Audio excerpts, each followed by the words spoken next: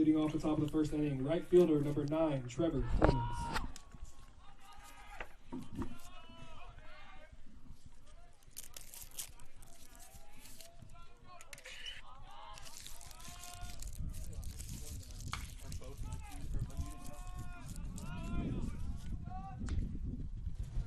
All right, perfect.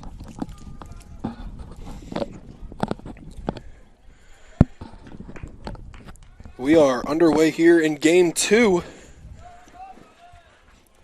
with 2 headsets now. So my name is Christian Griffin. I'll be joined here, or I guess I would say I'll be joining Mr. Scott Westbrook. We had an eventful break. Now batting, third baseman number 46. Spencer Fans that I need to Faulkner. tell you about. I don't know how many fans we have right now, but I'm going to tell them about it. All right, so the game was over last time, and I sat there and looked at my teenage kid, and I said, hey, go get me some Chick-fil-A. And he's like, oh, you know how kids are, you know. So I just rolled it off thinking, I probably need Chick-fil-A. Well, I sit down here, started the second game, and there's fries, Chick-fil-A in my seat, in front of my seat. And I go, now fair, it's in front of my seat. I look at Christian, and I was like, who did this? He said, my girlfriend. I thought, well, that's awesome, your girlfriend. She went and got me Chick-fil-A. So I tear the sandwich and start eating it, and I've been drinking the drink. And come to find out, no, she got it for Christian. And I ate his food. I feel horrible. I don't care. You're fine. But fulfilled. But I'm taking you to Roman Oven, you and your girlfriend, after this, okay? Okay. All right? I'm taking y'all to Roman Oven and feeding y'all. I feel horrible. You're but fine. Full. Go ahead, Christian. Tell us where we are. Ground ball. Ground ball to Faulkner. Good play there by Alejandro. And there are quickly 2 away here in the top of the first inning. Jared Donaldson is on the mound for the Hurricanes in Game 2. Gets a strikeout. I don't think it's coming through the mic, man. You can't hear me. Oh, okay, good. Okay, I'm sorry. Now batting, second baseman number 15, River Ryan. We'll get this together for you. Yeah, sorry, that's one of the things. This mic, I can't hear myself, and I can't hear, I hear you from here, but not. I thought we had that fixed last year before, that we could hear each other. I don't know. Oh, jeez. Okay, all right, we'll do. I was down there a couple years ago. Yeah, that's right. Yeah, you were in the field then. That's right. Yeah, 2 quick outs for starter Jared Donaldson to begin Game 2. I'll tell you when the house of cards fell. That's when I said, how did your girlfriend know I like Polynesian salsa fries? And he said, did you eat my sandwich? And I was like, Yeah, I thought it was mine. I was announcing the starting lineups, and I figured that's where he went for the break. I figured he took mine, or hid mine and was eating his. I thought that's where you went during the break. Christian, I'm so sorry, but I'm gonna make it up to you tenfold, man. I feel horrible. You're acting like the Chick-fil-A sandwiches, It was awesome. Do what? Oh, yeah. Well, Did you see it going the whole time? I'm watching so much. I'm watching it, and I'm thinking, this girlfriend. But you didn't say anything because you were like, well, yeah. Well, I said, who brought this? Because it was in my seat. Now Ryan lifts a fly ball down the left field line. Ragsdale comes to a sliding catch, and that will do it for a quick top half of the first inning. We'll be back after this short break. You're listening to Hurricane Sports on the PBC Sports Network. That is the craziest thing ever.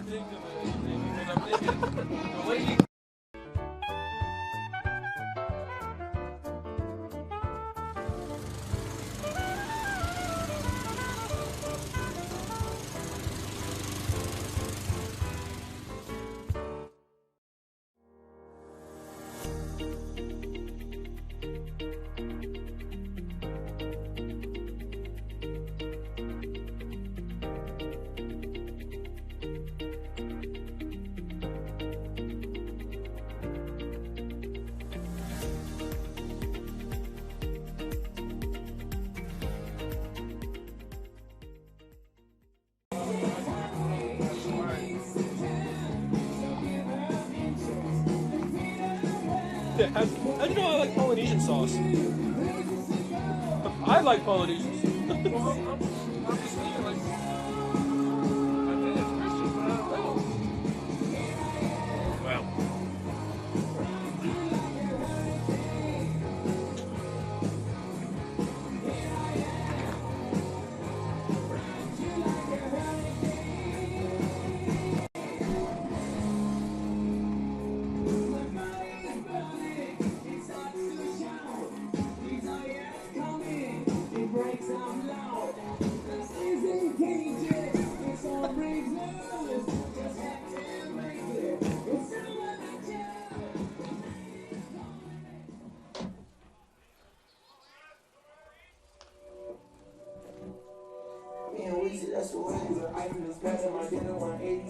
Leading off the bottom of the first inning for the Hurricanes, left fielder number 9, Reed Ragsdale. Reed Ragsdale, leadoff batter for Hurricanes, steps in there.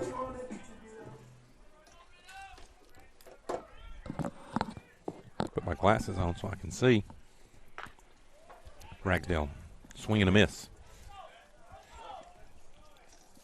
Pitcher for the Braves, Darren Bowen. Ragsdale swings and misses once again. Okay, yeah. And is quickly behind 0-2.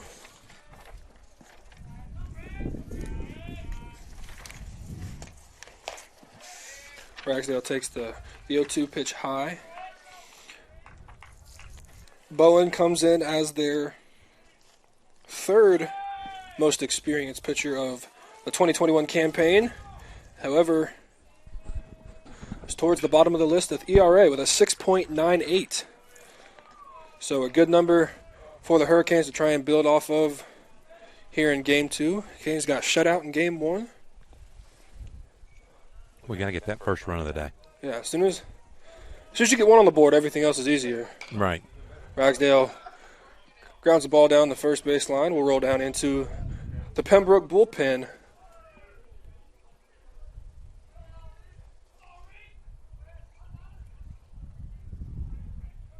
Another good crowd here. Most of them stuck around. See a couple new faces. Ragsdale swings through the curveball, and there's one away.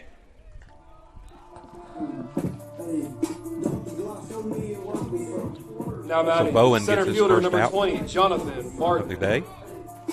Jonathan Martin batting in the number 2 spot now.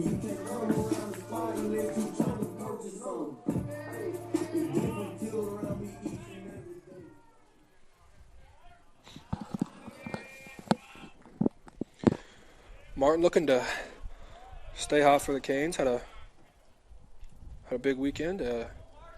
Third base umpire stop and play again. He was the home plate umpire for Game 1. Looks like he might be trying to establish dominance down the third base line this time. Talking to the pitcher. I don't know if it was something about the stance or I don't know what it is, but he wants to let everybody know he is in charge. Yeah. Just in case you forgot about me, no, you have not. Almost a repeated foul ball onto the campus police truck. Would have been a tough day for the driver of that.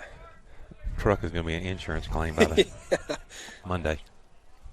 The 0-2 to Martin is swung on out in front, but gets a piece of it, stays alive.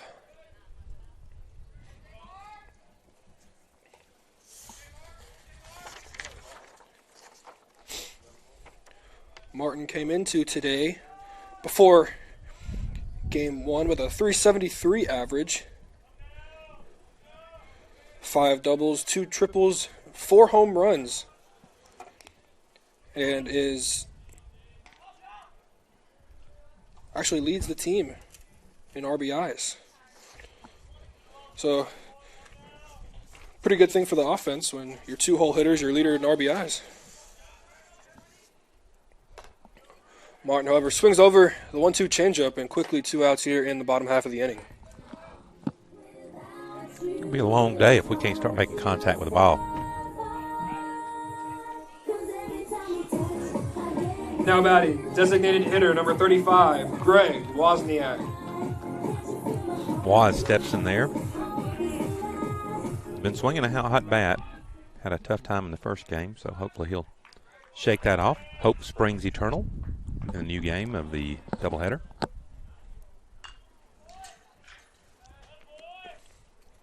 Foul ball.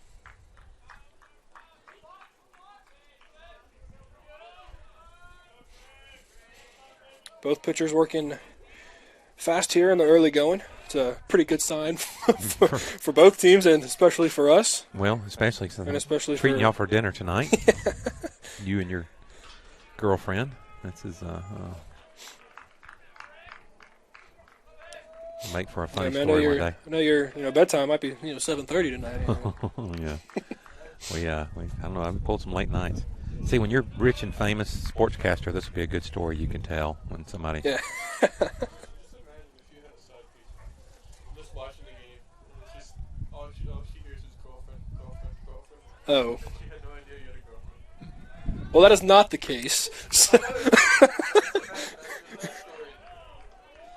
The 1-2 Wozniak is Chuck Swan. Yeah, just in case someone I know is listening. Uh-oh. All right, 2 balls, 2 strikes, 2 outs. If you've been listening, you know what to do, what we're doing up here. Take 2 fingers, rub in them the PA on your tent. cap, side of your head. Oh, man. And Bowen strikes out the side. So we will head to the top of the second inning. No score here at Hurricane Field. You're listening to GSW Sports on the PBC Sports Network.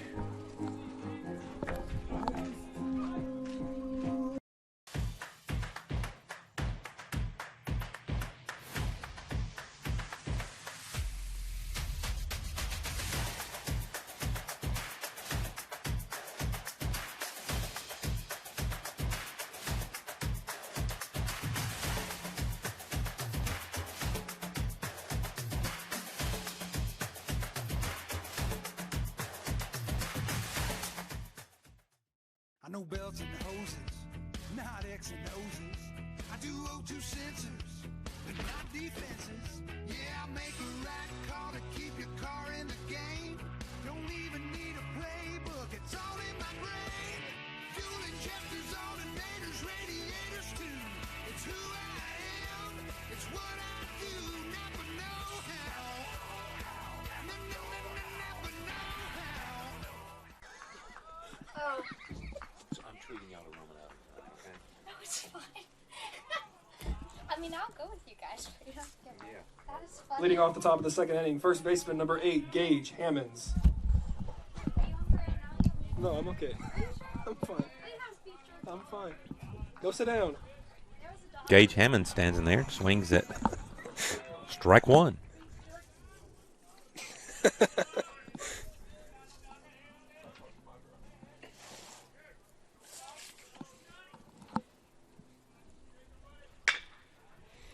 Hammonds grounds to Hartfield. Hartfield fires over to Angelino.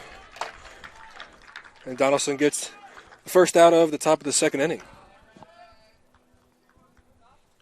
Now batting, designated hitter number 20, Bobby Dixon. Jared Donaldson out of Albany, Georgia, the Hurricanes pitcher.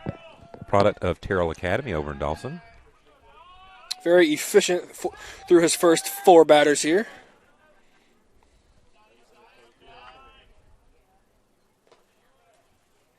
Jacob Harrell takes it on the 1 hop. Harrell gets around for an older gentleman pretty well. Yeah, I mean, you don't usually see teachers that have the ability to do what he does, but good 1-0 pitch there from Years ago, Donaldson. the Braves had a catcher, Bruce Benedict, who stayed in the league a long time, and they used to joke about him at his age a lot of times when the broadcasters would broadcast a game. He's now, I think, if he's still doing it, but I know one time he was a collegiate basketball referee in his retirement years. It's an interesting change of lifestyle. Mm-hmm. Well, I mean, you retire from baseball, you want to stay active, and, probably money wasn't an issue for him. Yeah. 2-1 on the way from Donaldson is inside, gets a couple moans and groans from the crowd as well as the Hurricane dugout, but nonetheless 3-1 on the designated hitter Bobby Dixon. Donaldson fires a 3-1 in there for a strike. The ball is fouled down beyond the Hurricane bullpen, so 3-2-1 on the scoreboard. Lineup looking very similar for the Braves as well as the Hurricanes. Hunter Foster will play right field. And as we mentioned a minute ago, Jacob Harrell will be behind the plate in game 2. The ball is lifted into left center field, and Reed Ragsdale will make a running catch. So 2 away here in the top of the second inning.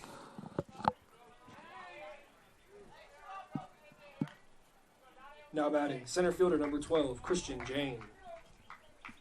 I always hold my breath when I see 2 outfielders. Both have a beat on the ball. Always afraid that they're going to collide out there.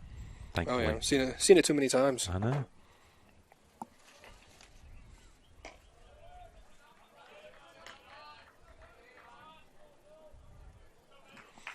First pitch from Donaldson misses away.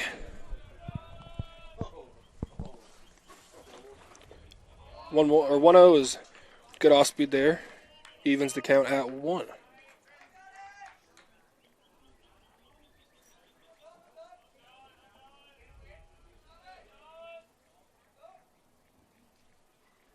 One is on his way.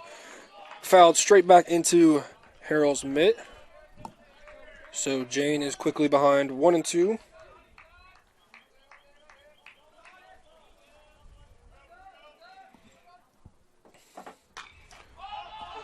Pitch is fouled straight back. Harrell loses sight of it. By the time he reacts to it, makes a diving play, but will fall just beyond his mitt. So Jane lives to see another pitch. Hoping that doesn't come back to haunt us. Really nothing he could do with it because it came down pretty quickly. Saw that happen a time or two in game 1 where foul ball straight up and the catcher with the palms facing the sky. Not really seeing where it was. 1-2 from Donaldson is in the dirt and sneaks through the legs of Harrell.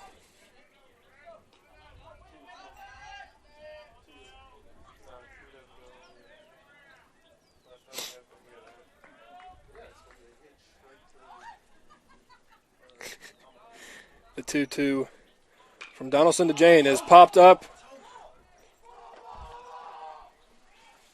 And a couple of ball calls, but Anthony Angelino ends up with the ball in his mitt.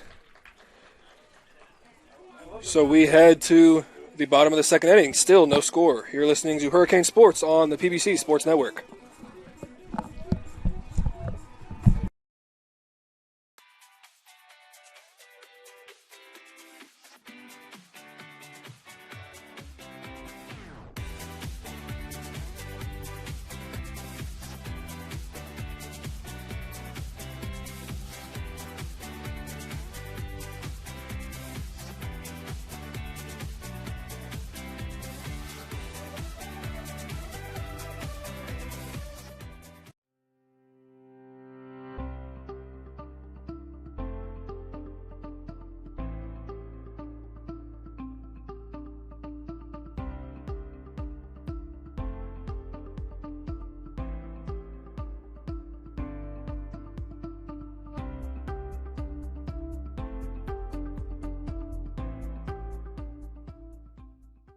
I gotta roll it up or go somewhere. Dairy Queen or somewhere. I gotta buy you something. Even if it's just dessert, whatever.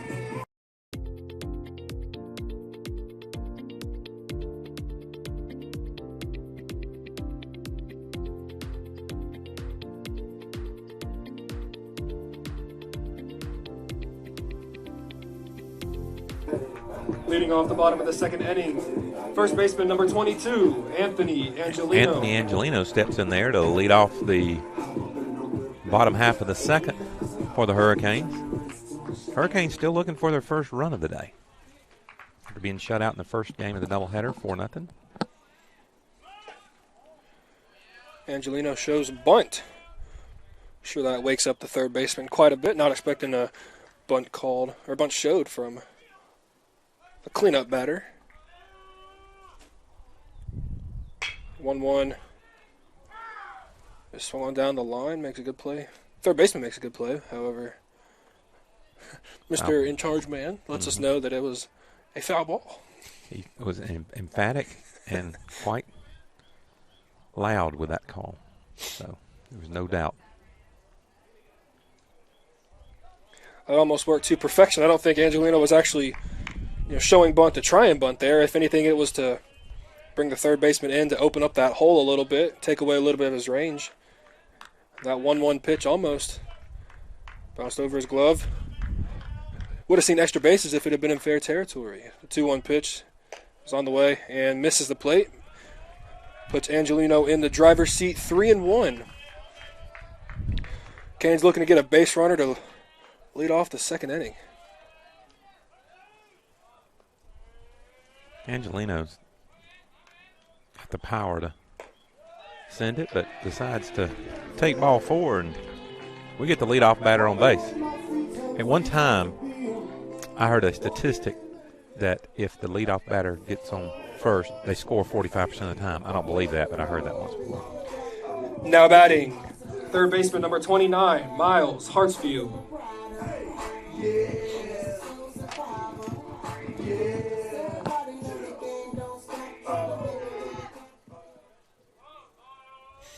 Oh, no, I mean, I believe that statistic. I remember my 9th grade basketball coach was the best coach basketball-wise that I've ever had. He was a big statistics guy, and he was saying that offensive rebounds increase the chance of you scoring that possession by 25%.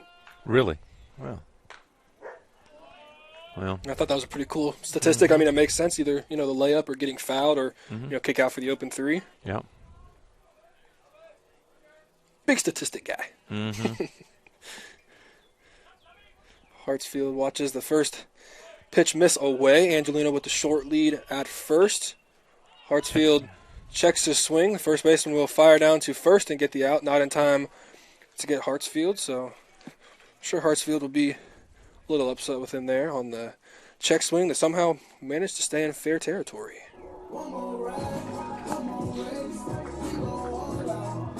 Now batting, second baseman number 7, Matthew Mamanis.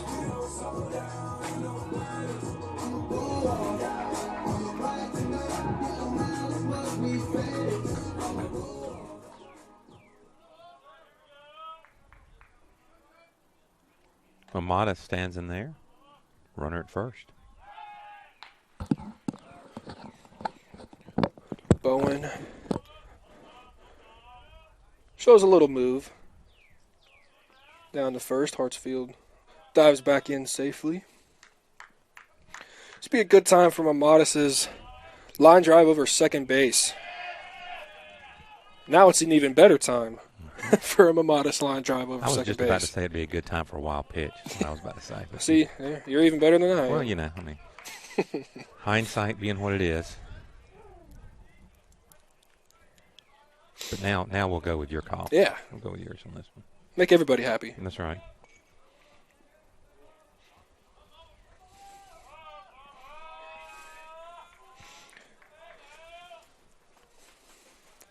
Mamatis, the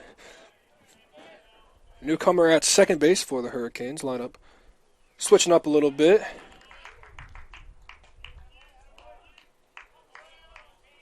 Pitcher Darren Bowen asking for a new baseball. Mamatis is ahead 2 balls and no strikes. 1 out here in the bottom half of the second inning. Angelino walked. Hartsfield grounded into a fielder's choice and advanced to second on the wild pitch, and that's where we stand now, looking to see if Mamatis can get the Canes on the board for this afternoon.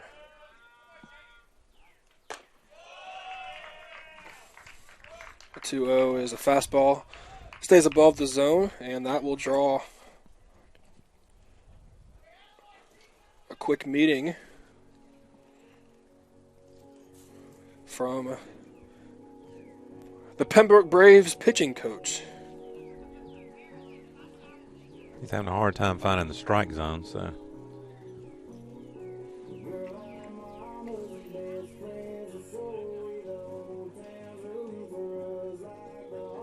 Coach is speaking a lot with his hands. Something you don't see too often. You don't usually see,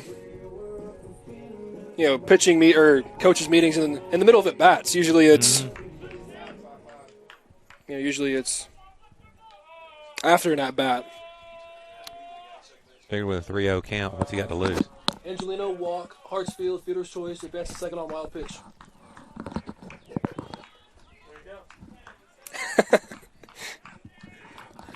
The 3-0 to Matthew Mamadis is in there for a called strike, which we could have imagined after after the pitchers' meeting.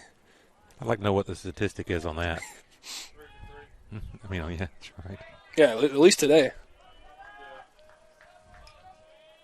Maybe that's why he decided to have the meeting.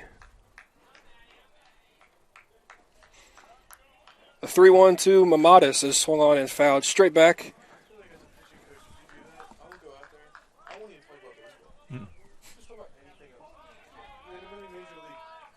As I said, there used to be like an MLB commercial about that. I remember, yeah.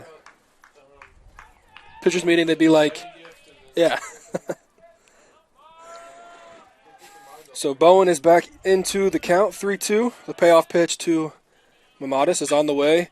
Lifted down the right field line and will drop foul down by the Pembroke bullpen.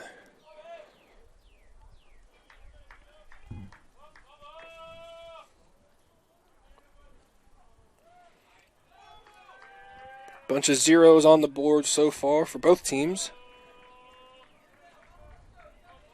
Looking to see if Mamadis can scratch a 1-up on there. The 3-2 is on the way and taken low, so a good at-bat by Mamadis, and there are 2 runners aboard for Jeff Omohundro. So the Hurricanes take advantage of 2 walks in this inning.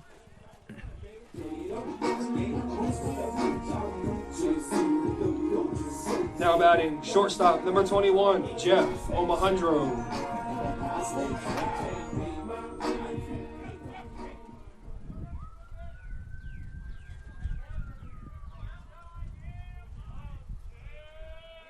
Omohundro stands in there with just 1 out. Runner in scoring position, another runner at first. Watches a first pitch curveball fall in there.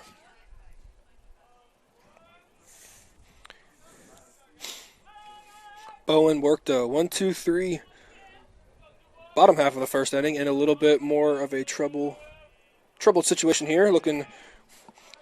Throwing a lot more stress pitches. Repetition of the first pitch. Curveball falls in there for a strike. Omohundro down. No balls and 2 strikes. Omohundro's got to get defensive on us now.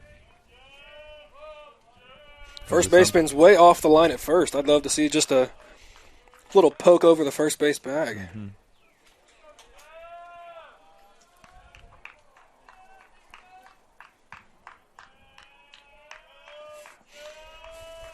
The 0-2 from Bowen to Omohundro was another curveball. This one stays up and in. That curveball must have some movement because he thought that one, he was going to take that one in the shoulder, it looked like. Yeah, it did. He tried to wear that one.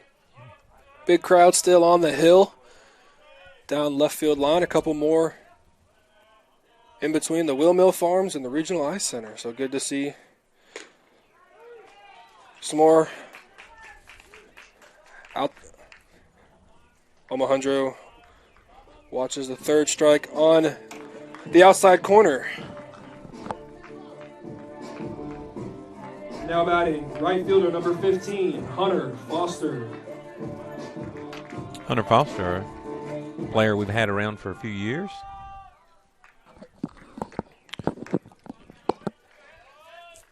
Enters the batting box with the Bryce Harper walk-up song. Mm-hmm. Looking to get the Canes on the board here in the bottom half of the second inning. I agree. Bowen likes the first pitch curveball, likes trying to get ahead, keep the Canes hitters guessing.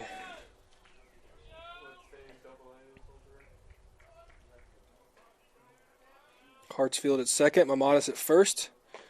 Foster swings over the 0-1 curveball, so sure, it's been an equal number of off-speed to fastballs here in the early going. Alejandro has gotten ahead of some batters, and others he's walked. So, I mean, it's when he's ahead of them, he's ahead of them like 0-2. Hartsfield is off and running and will slide in safely without a throw. So, don't think that was a design steal, but Hartsfield saw something from the pitcher that he liked and got to advance 90 feet. You don't tend to see that with 2 outs with the Cardinal rule, not wanting to make the 3rd out at home, but that puts a little bit more pressure on the pitcher and the catcher, as a pass ball that we saw previously in the inning would put the Canes ahead.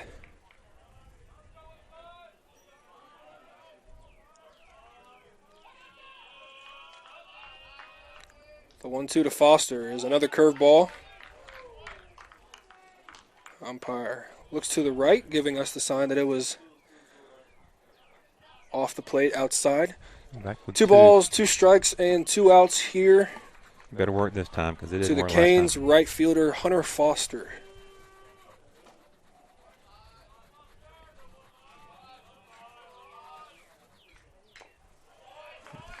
Well, another curveball from from Bowen. Foster gets just enough to stay alive. I don't think Hunter's seen a fastball this at bat.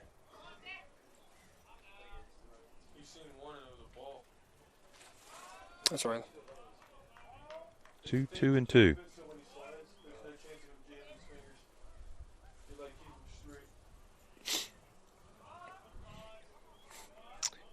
Catcher Garrett Littleton calls time. Gives a couple signals to the middle infielders. Garrett Littleton from Kinley, North Carolina, North Johnson High School. Redshirt sophomore catcher. Jacob Harrell on deck for the Canes with the shin guards on. I'd like to see those come off this inning. 2-2 pitch, however, is swung on and missed. So a good number of strikeouts. Here early on in Game 2, we head to the top of the 3rd. Still no score.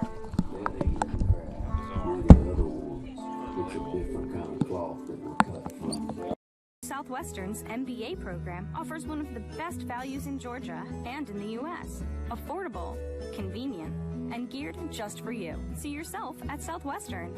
Visit us at gsw.edu.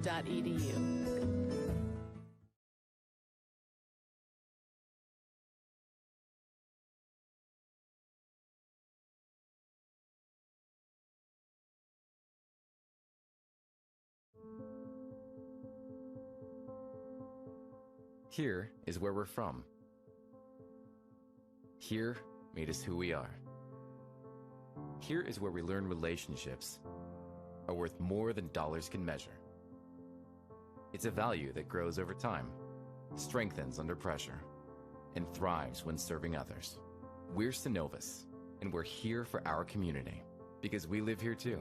Synovus, the bank of here. So I'm taking them to Roanoke, wherever they want to go after the game. I'm taking them to meet them after the game. So huh? Yeah, she brought him. Oh, I gotta go. Leading off the top of the 3rd inning, left fielder number 29, Grant Elliott.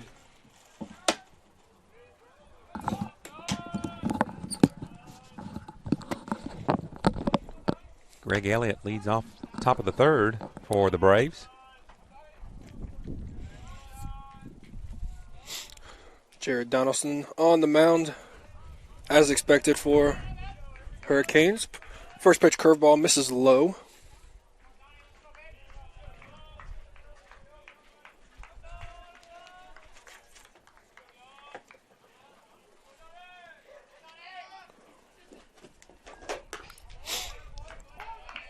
Good fastball there from Donaldson. Evens the count at 1.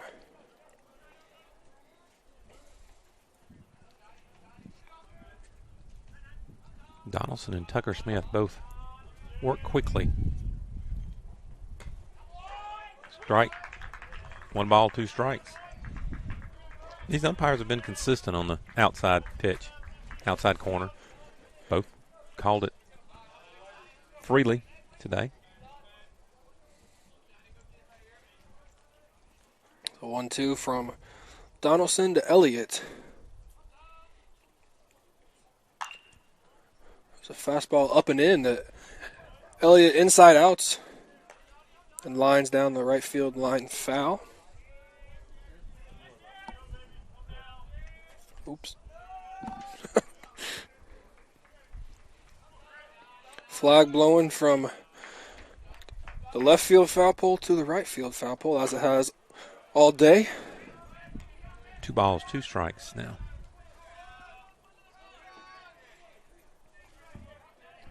Got to be getting cold in that Pembroke dugout. Oh, yeah, I can imagine.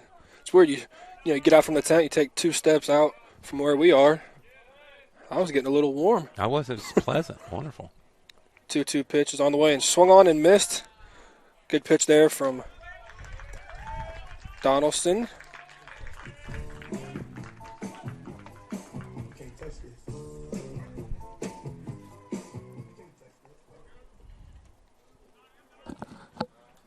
Now batting, shortstop, number 11, Wellington Guzman. Wellington Guzman steps in to face Donaldson.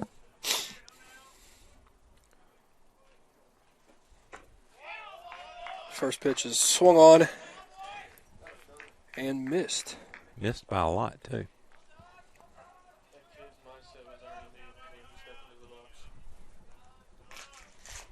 The 0-1 is curveball, falls into the left-handed batter's box.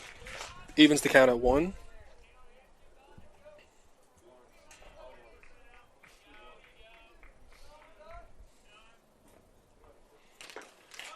Good 1-1 off speed there from Donaldson. Gets Guzman to swing over it. I'd like to know how many energy drinks Donaldson has drunk up to this point today. He might be the most energy drink connoisseur on the team. I would guess 2 or 3. Yeah, especially for having to sit through game 1. Well, keep it going. The 2-2 pitch is swung. Oh, I'm sorry, is taken outside for a ball. Even so, Guzman's working to a full count. Harrell gets the sign from Starling, relays it to Donaldson. The 3-2 pitch is fouled off the plate and will roll down by the Canes on deck circle.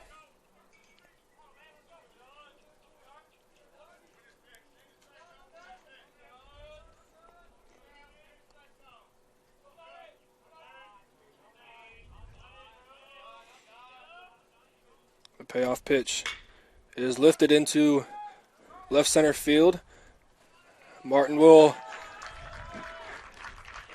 catch it on the run. And there are 2 away here in the top of the 3rd. Guzman gave it a ride. Had the wind been blowing out like it was earlier, that one. Now batting, catcher number 43. Had a chance. I don't know if it had gone out, but like you said, it may have hit the wall at least. Funny thing is, for anybody that knows Peachbelt Conference stadiums, I bet every other field that ball is well out. But not at Hurricane Field. The ball does not seem to carry, and now with the wind pushing all the right-handed balls back towards the middle of the field, seems to just deaden up all the swings.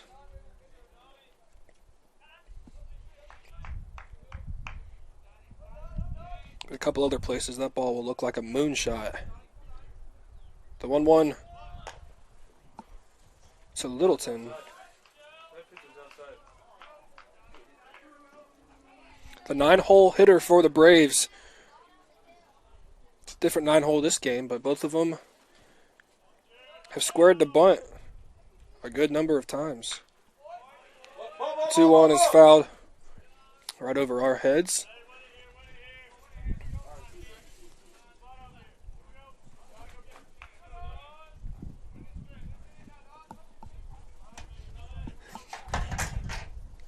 So 2 balls and 2 strikes to Garrett Littleton.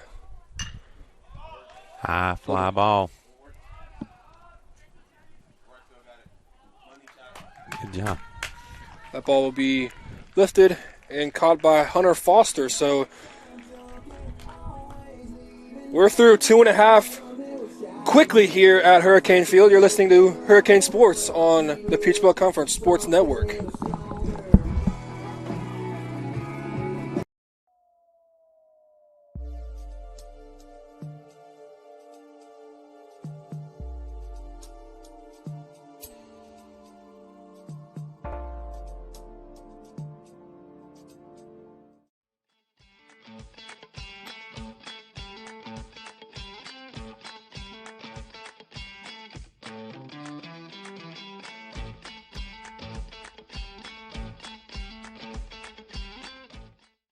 Try an Immune Builder smoothie. With 800% of your daily vitamin C, it's just what you need to rule the day.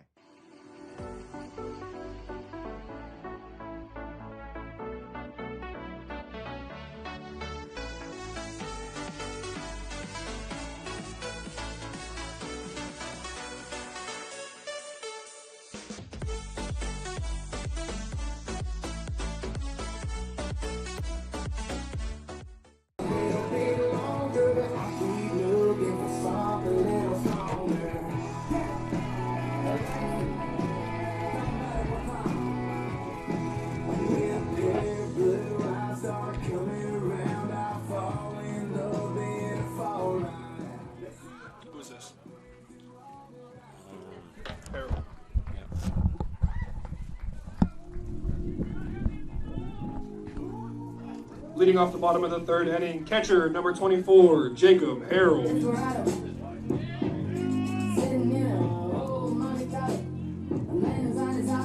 Jacob Harrell swung a hot bat a couple weeks ago in the alumni game, didn't he?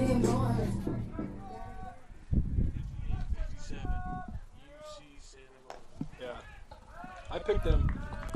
Ball one.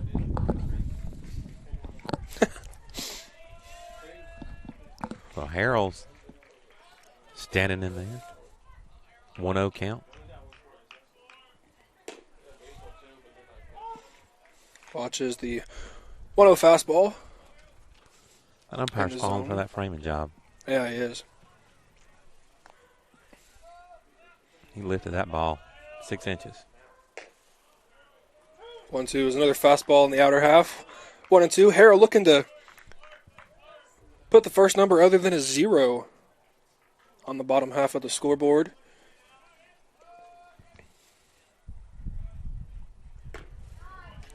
But the 1-2 curveball will retire Harrell on strikes. And that'll bring the top of the order back to Reed Ragsdale. Really? Now batting left fielder number 9, Reed Ragsdale.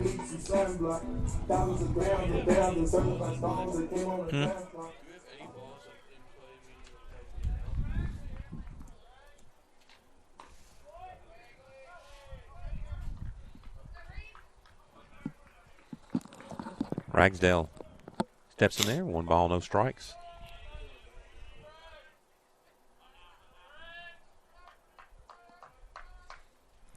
Ragsdale shows bunt, and it's a beauty.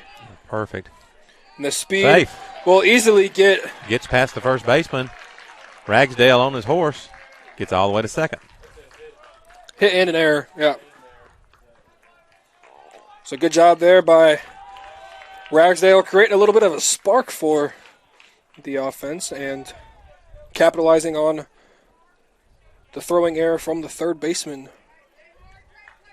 Ragsdale, former Sly County Wildcat, using that.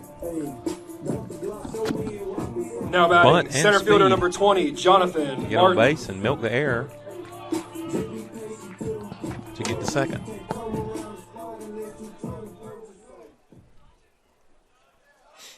Jonathan Martin stands in there with a runner in scoring position, a fast runner in scoring position.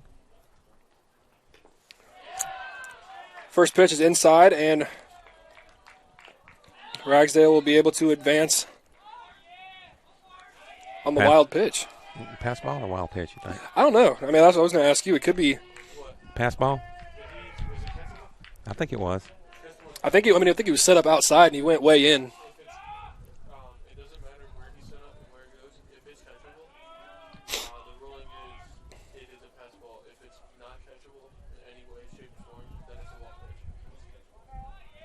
Let's see, the thing about it is, I bet if we had a catcher and a pitcher up here. Oh, and the Braves will choose to intentionally walk Martin. Oh, how about that? To set up a double play ball. If we had a pitcher and a catcher up here deciding on what was a wild pitch and a pass ball, that would make for some fun discussions. Now batting, designated hitter number 35, Greg Wozniak.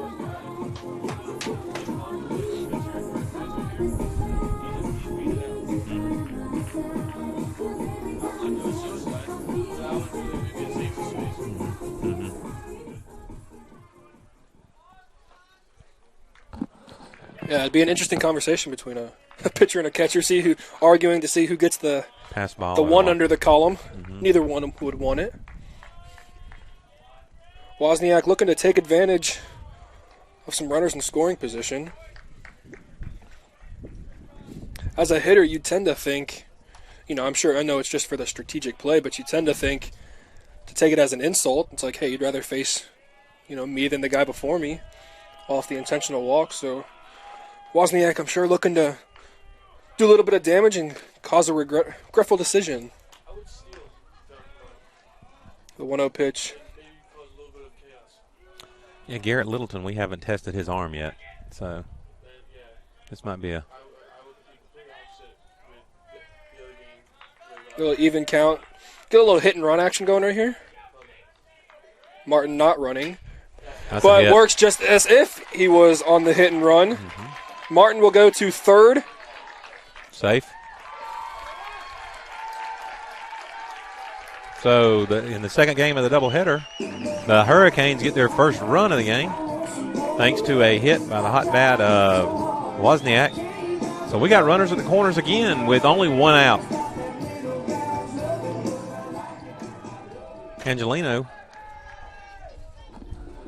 stands in there. I think Angelino walked last time. So now batting, first baseman number 22, Anthony Angelino.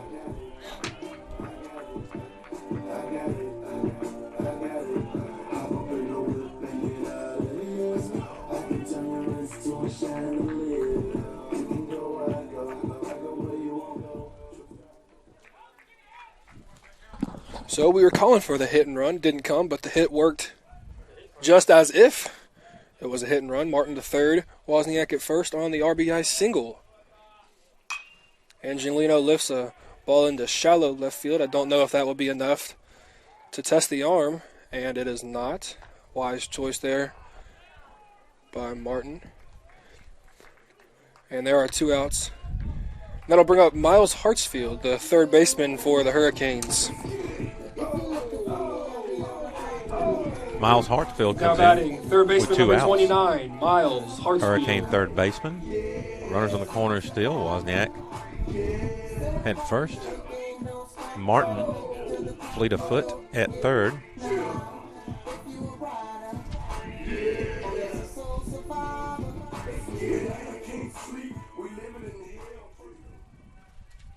Littleton comes out. Gives his signal to the infield.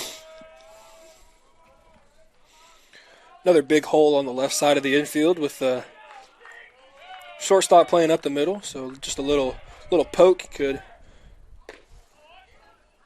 give the Hurricanes a 2-0 lead. Hartsfield watches a backdoor curveball fall in for a strike.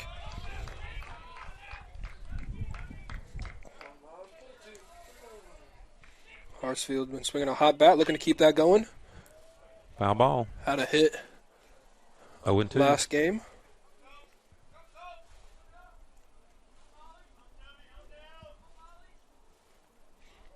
So quickly behind 0-2 to Darren Bowen.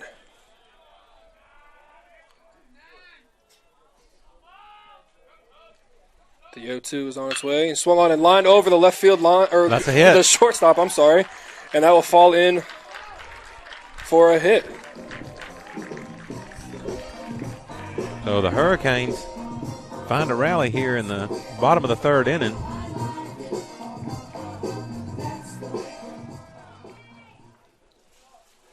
sure need to pull this second half of the doubleheader to tie up the series so they can have a Now rubber adding game second tomorrow. baseman number 7, They're Matthew going to Mamadas. gain any ground in the Peach Belt Conference.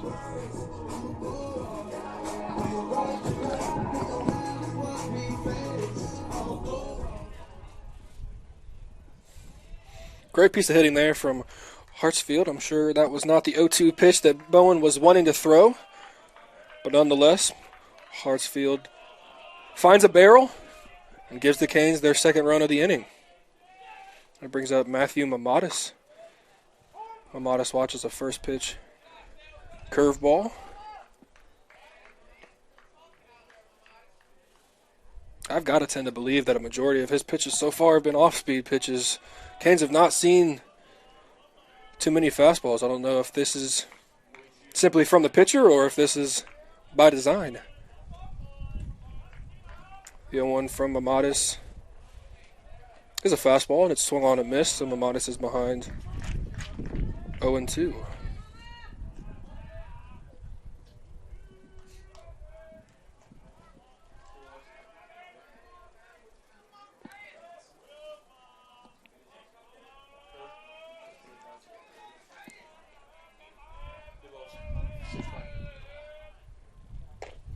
Who? Oh, I thought you were talking about. One ball, two strikes. Runners on first and second. Hopefully Mamadas can keep this rally going. Big hole on the right side of the infield now with the second baseman holding on Hartsfield. Mamadas lifts a fly ball down into left field. Ball seemed to be hit well, but Wynn just holds it up. And that'll do it for the third inning. Canes rally for 2. Get their first runs of the afternoon. We'll be back after a short break.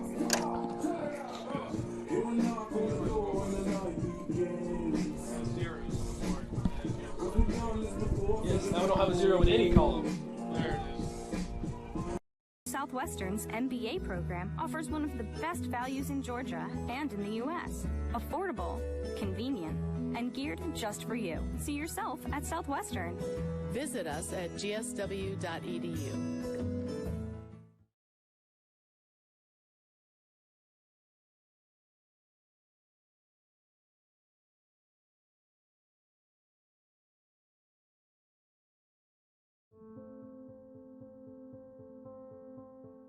Here is where we're from. Here made us who we are. Here is where we learn relationships are worth more than dollars can measure. It's a value that grows over time, strengthens under pressure, and thrives when serving others. We're Synovus, and we're here for our community because we live here too. Synovus, the bank of here. Trevor Clemens was the catcher in game 1. And you said, what is he playing, right field, left field? Right field today, Right field, yes. right field in this game.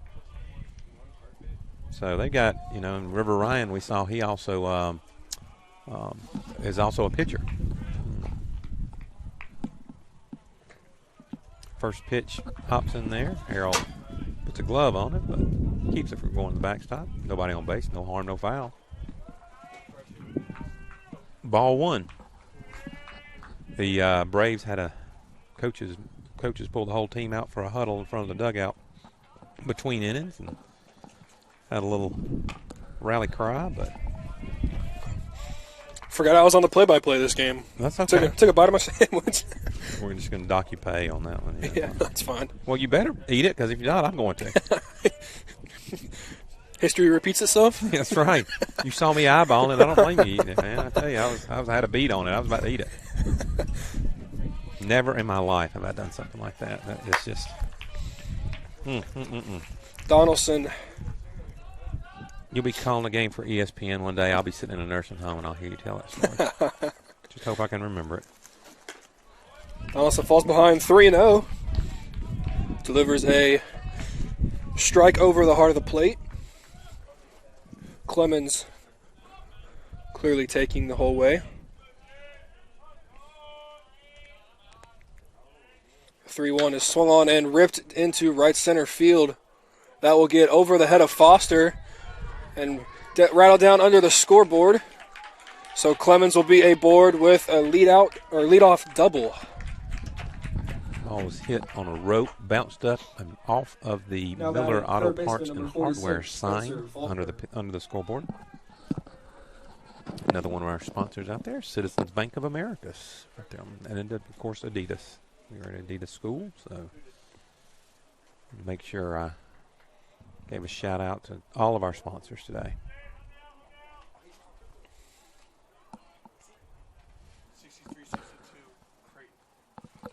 How much time? So a leadoff double by the catcher in the first game and right fielder in this game.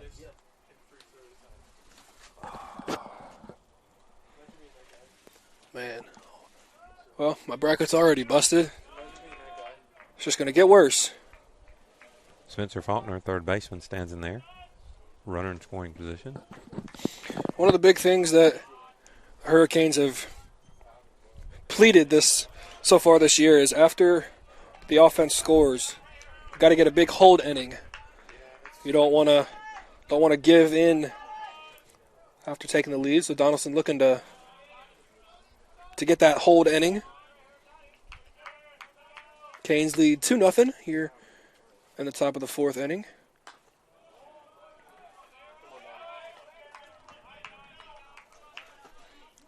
Donaldson seemed very comfortable through the first 3 innings. Looks a little rattled here in the top of the fourth.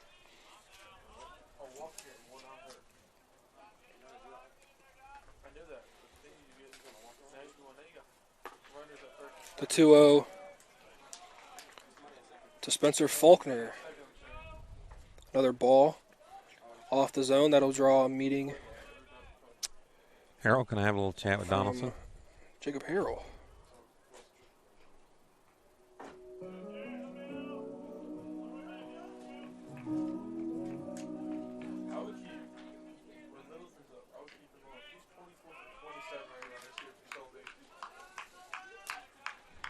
Who is? Oh.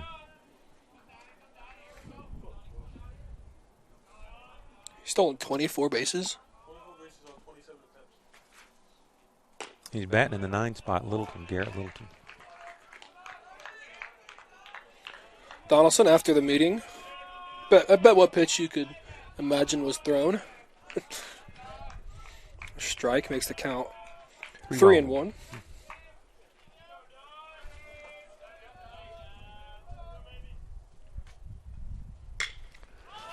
Fly ball lifted into right center field. Martin will camp under it. I'm sorry, will catch it on the run.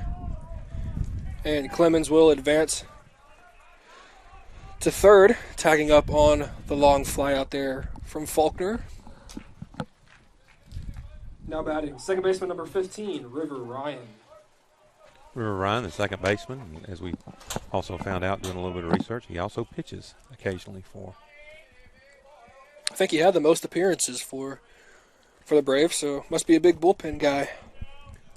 Seems if you plan on playing for UNC Pembroke, you better be comfortable playing more than one position. Yeah. First pitch in there for strike. Good job of Donaldson getting back ahead of the batters with that first pitch strike. Infield not in, so we'll trade an out for a run here in the early going, leading 2-0.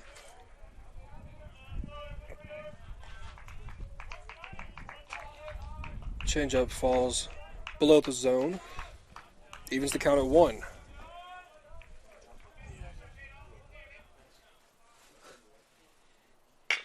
One is grounded into the 6th hole. So River Ryan will be awarded a single and an RBI. That cuts the lead in half. Now batting, first baseman number 8, Gage Hammonds. Brings up Gage Hammonds to the plate.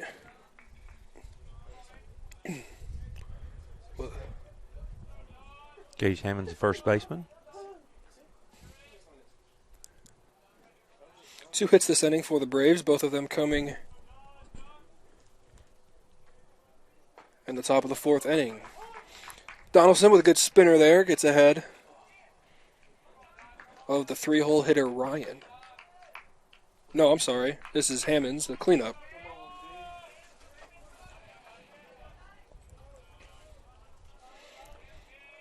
Ryan with a short lead over there at first. Fastball up and in. Canes would love a little twin killing. Get out of the inning and try and strike for a couple more in the bottom half.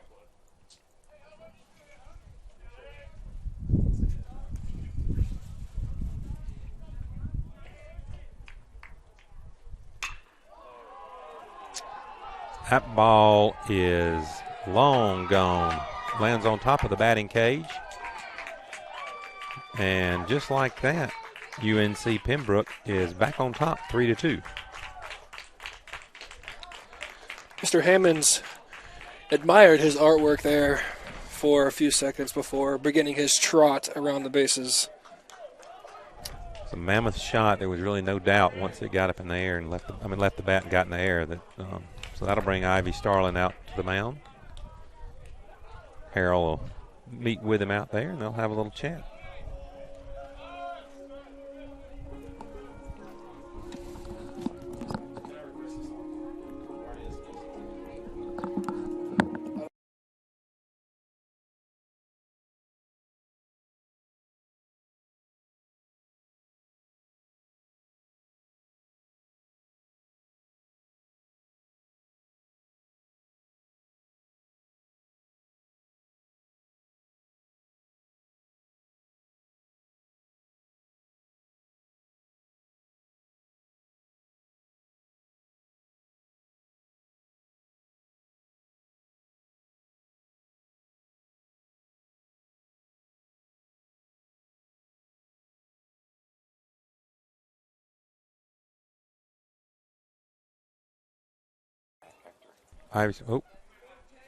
Umpires are going to have a little meeting of their own now. Harold needs to go out there and bust it up. So y'all had enough time.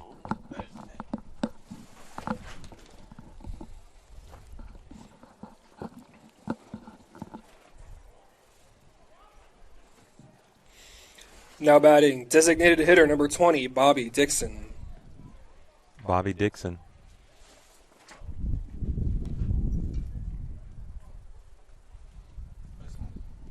Josh wants some sort of clarification. I'm not exactly sure what's going on here. Do you know?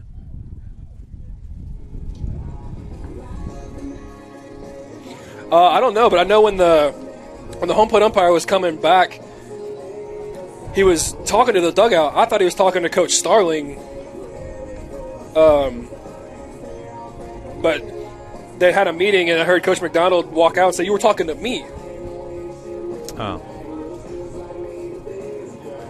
And I believe Coach McDonald just received a warning.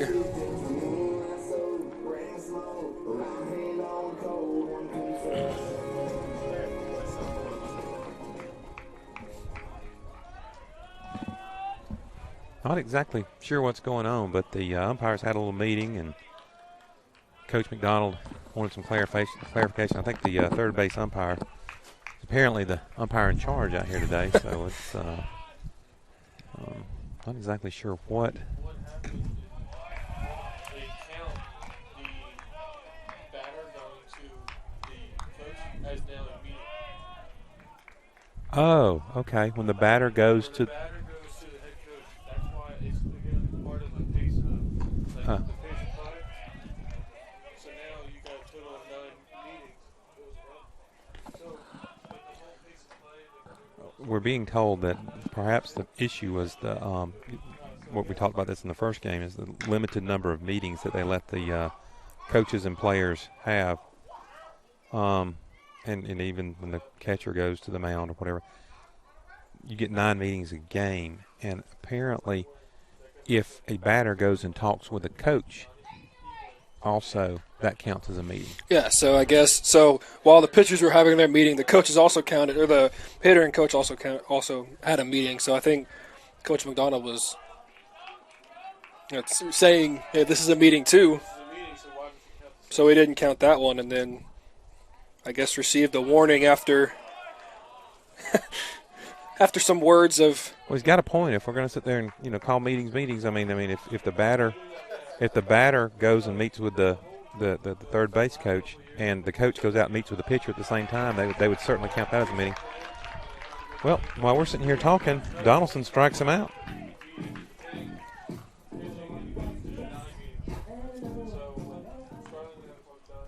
So Gage Hammonds walks back to the dugout after recording center fielder number 12, second out. Christian Jane. Christian Jane stands in there, face Donaldson. Fouls it. First pitch, strike one.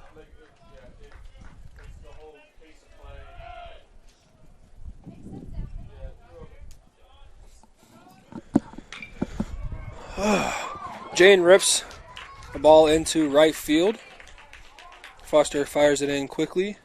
However, the inning will continue with the 2-out single from Christian Jane. Now batting, left fielder number 29, Grant Elliott. Greg Elliott now steps in there after that successful base hit. Yeah, so after all said is done. Do what now? I was just saying, so after all said is done, should have been 2 warnings given. I believe it was only 1, so that was what the little argument sparked. But nonetheless, we're playing ball once again.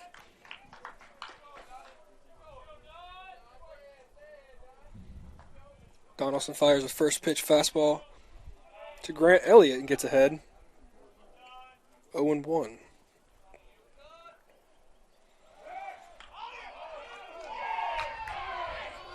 Donaldson picks off to first. Angelino makes a good tag, and a bunch of the Canes and a bunch of the fans thought that Donaldson had him picked off, but first base umpire says otherwise.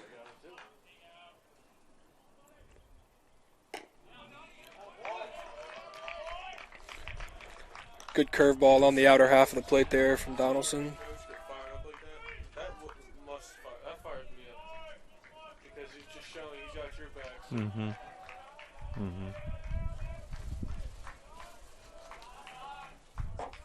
No balls, 2 strikes, 2 outs. Runner takes off early. High chop, third.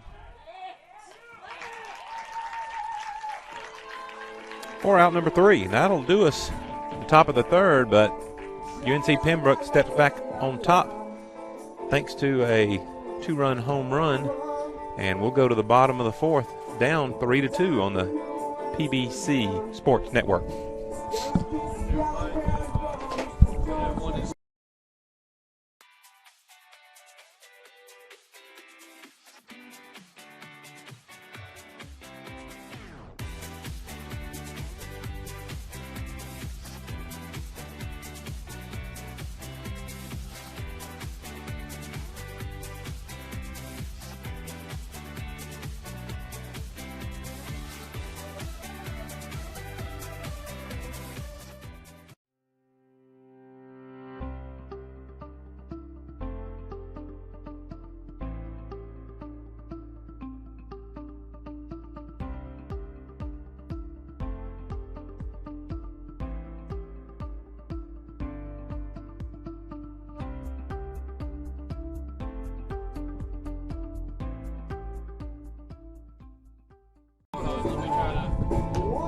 Go. See you, brother. Brody already leave? Yeah. What was Creighton and James or somebody? Oh, okay.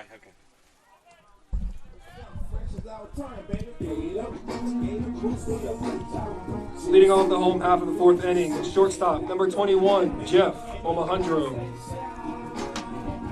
Jeff Omahundro steps in there, hopefully to start something off here in the bottom of the 4th inning for the Hurricanes.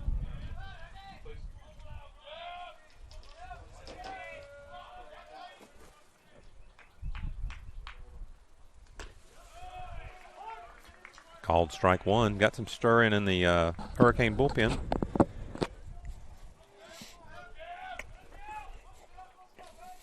Not exactly sure who's out there. Maybe.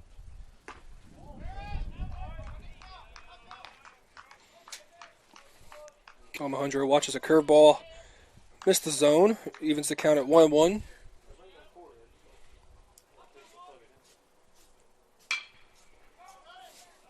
High fly ball to right center. Center fielder gets under it and records it for out number 1. I believe that's Christian Jane in center field. Now batting, right fielder number 15, Hunter Foster.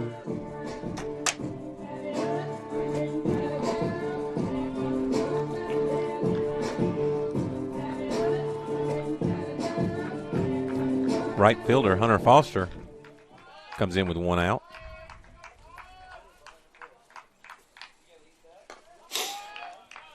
Foster watches the first pitch fastball miss above the zone. Would have been nice to see the leadoff man get on, just like you were saying last inning. Mm-hmm. You said, what, 45% of the time? I read that, and of course, it's a statistic probably 20 years old. I've always been perplexed and never followed up on it to see, Well, that was back before I had the internet at my fingertips. Well, it worked last half inning. Mm-hmm. Foster swings through a fastball, evens the count at 1. Watches a 1-1 fastball in the outer half. Called strike. Braves have been beating up that outside corner. And as you've been saying, they've been getting that call. 1-2 spinner from Bowen. Foster gets just enough to stay alive.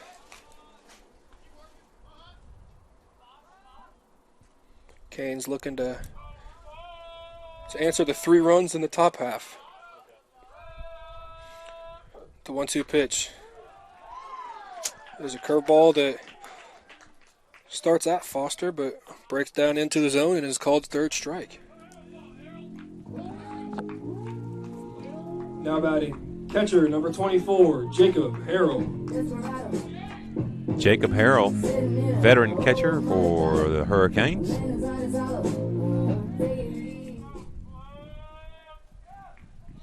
Great leader for the young guys to look up to for the Hurricanes.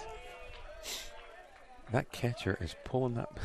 Yeah, it's almost like he's pulling up dirt with it, but he's getting the call.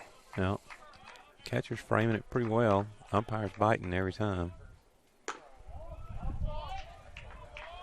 Might be the first time outside corner has been missed. Yep. 1 ball, 1 strike. A couple shadows falling over the field as we get later on in the day. Harrell watches the 1-1 pitch. Miss for ball number 2. 2 outs. Harrell takes the inside fastball and lifts it down into right field. Gave it a good ride with the wind, but nothing doing. So we head to the top of the 5th inning. Canes down 3-2. You're listening to Hurricane Sports on the PBC Sports Network.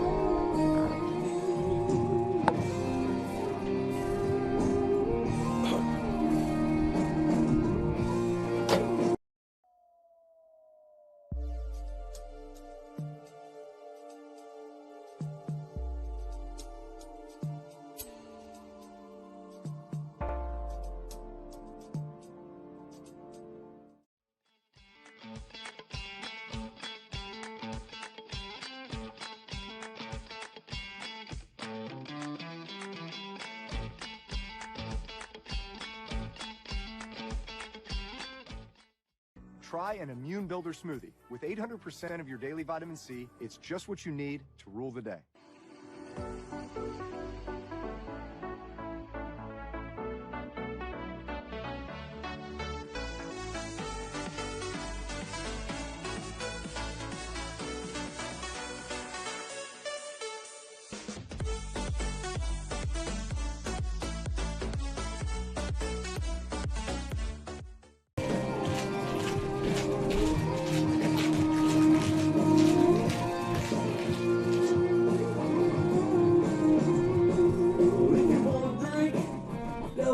So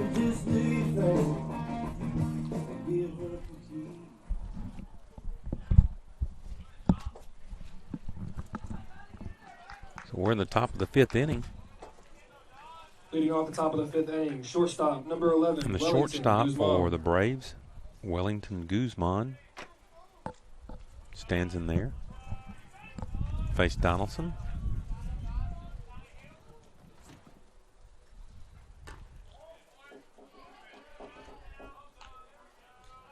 Umpire calls it ball 1.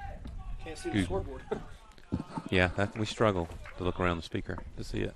Well, that and the one little gap that I have is... It's blocked with some spectators. 1 ball, 1 strike. 1 ball, yeah. It's hard not being able to hear each other, too. I know, The headsets I know. a couple of times. Both having thoughts at the same time. Donaldson gets Guzman to ground out to the shortstop, so 1 away here in the top of the 5th inning.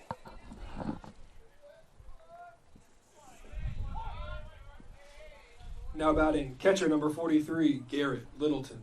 On that last play, I thought Hartsville was going to make the play. I He did let as it well. go on past. And Alejandro. Yeah, sometimes somebody running in front of you like that does kind of mess you up a little bit. Donaldson works a first pitch off speed, gets ahead of game 2 catcher Garrett Littleton. Littleton, what were you saying? How many? 24 for 27 in the stolen base category? That's pretty strong.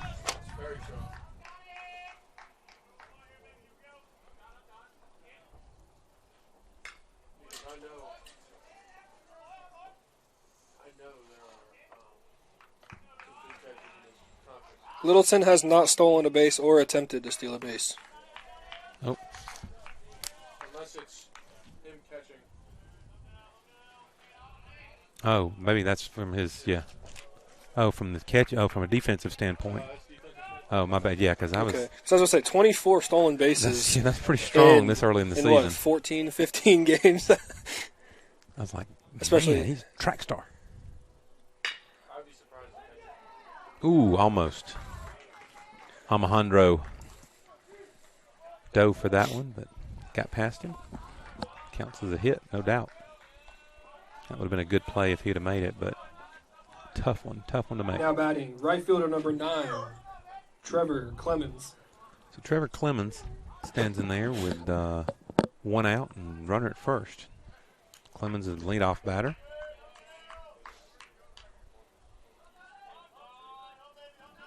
One thing about UNC Pembroke, you look at their roster, they are loaded with North Carolina players from North Carolina. There's 1 from Florida, maybe a sprinkling, maybe 3 from Virginia and 2 from South Carolina, and the rest of them are all North Carolina talent.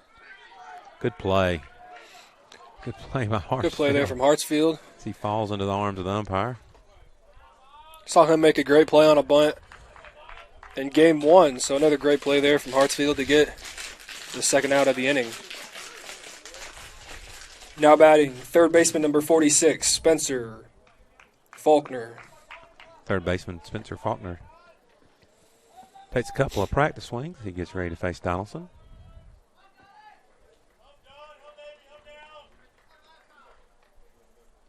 Hartsfield adjusting his uniform after making that strong play to get the second out of the inning.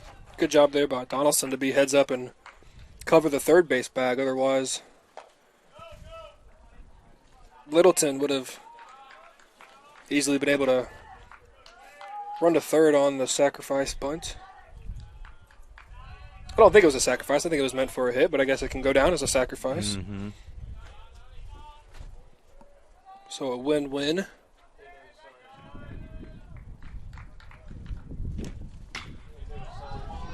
Ball is lifted into very shallow right field, but will fall. The throw from Foster will be cut off. Littleton comes around and scores.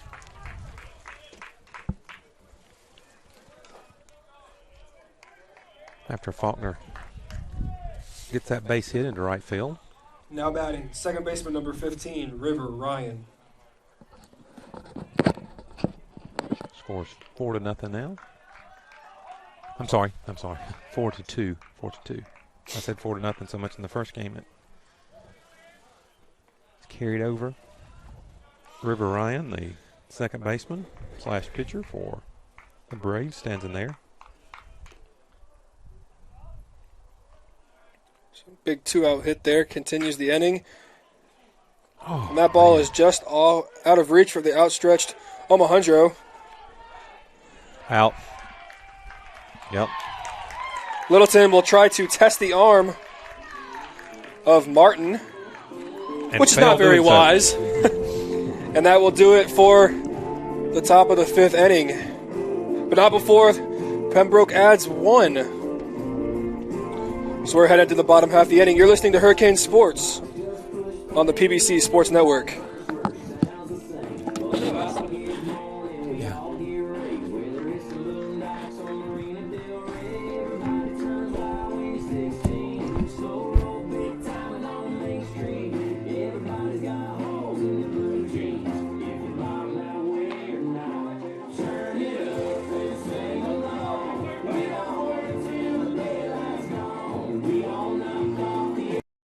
Feeding your family at Roman Oven Pizzeria in Americus. Your pizza is made to order with the finest ingredients.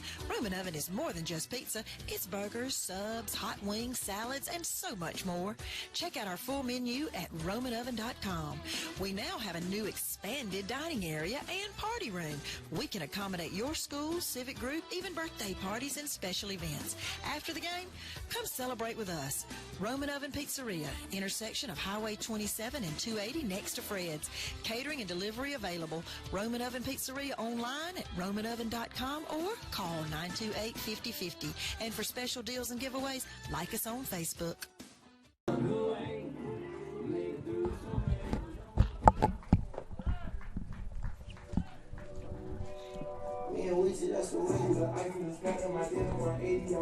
Leading off the bottom of the 5th inning, left fielder number 9, Reed Ragsdale. Hurricane leadoff batter leads off this inning, Reed Ragsdale.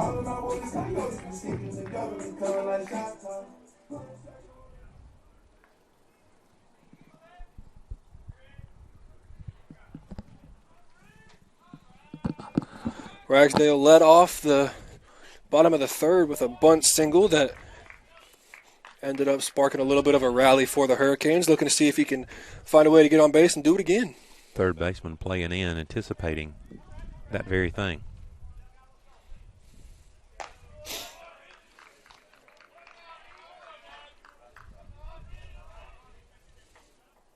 The rest of the outfield have a little bit of a oppo shift on Ragsdale.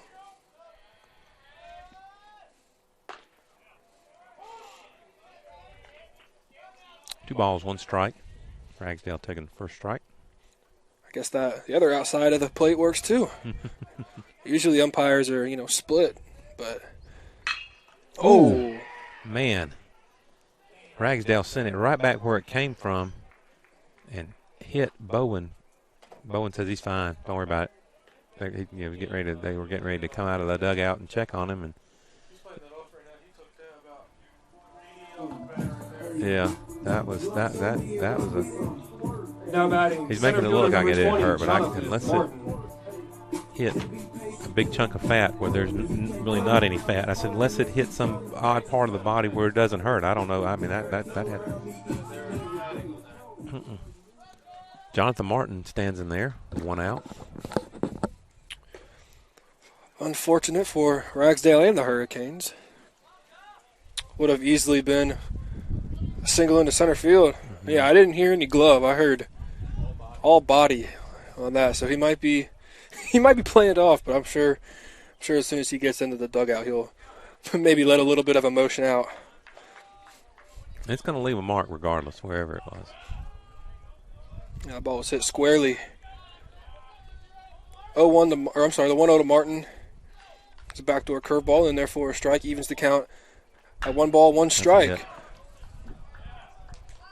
Martin lifts the ball down the right field line. Foul ball.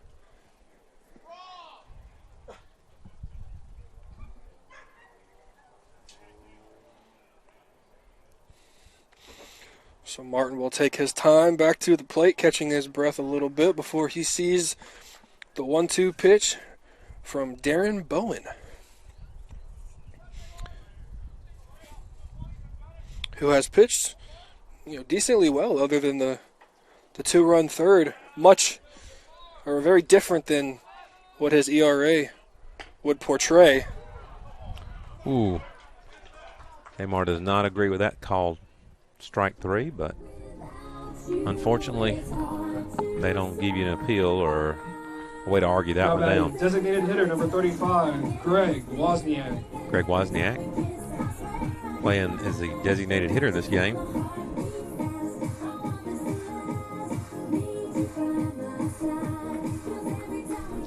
Typically catcher. He caught the first game of the doubleheader. Harold taking over in the second game.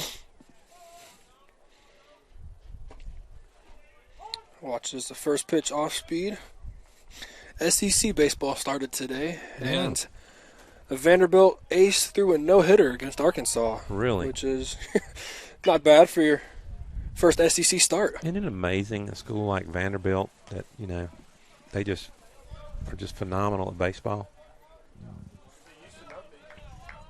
It used to be one of the laughing stocks until I think the coach they have now completely turned it around.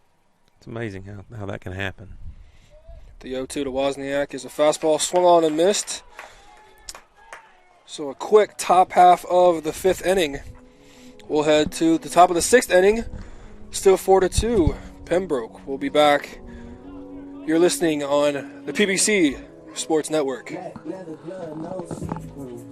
Zaxby's, there's nothing better than hand-breaded chicken, unless it's hand-breaded chicken with sauce. From sweet to savory, mild to wild, even that world-famous Zax sauce. Whatever you're craving, we've got the sauce at Zaxby's.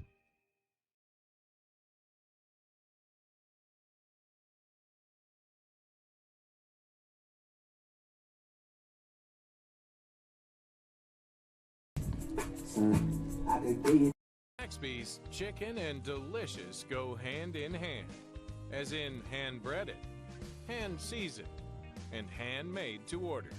There's only one place you can get chicken like that: Zaxby's.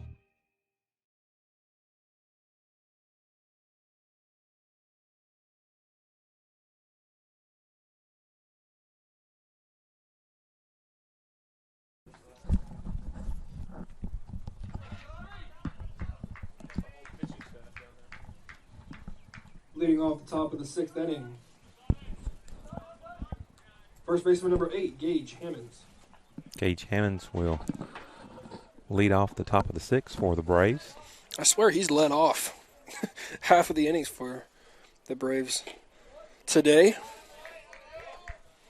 Gage coming off that big 2-run home run in the top of the 4th inning.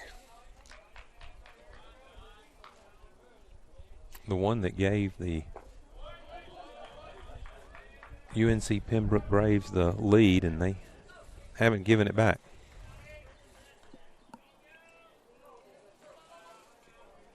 A much different tempo to game 2.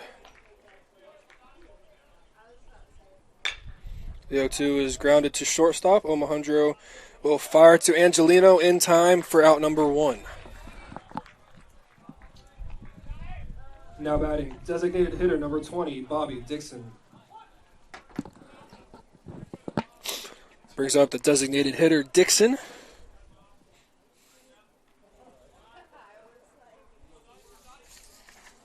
Donaldson ready to deliver as soon as Dixon steps in there. Swing and a miss, strike 1.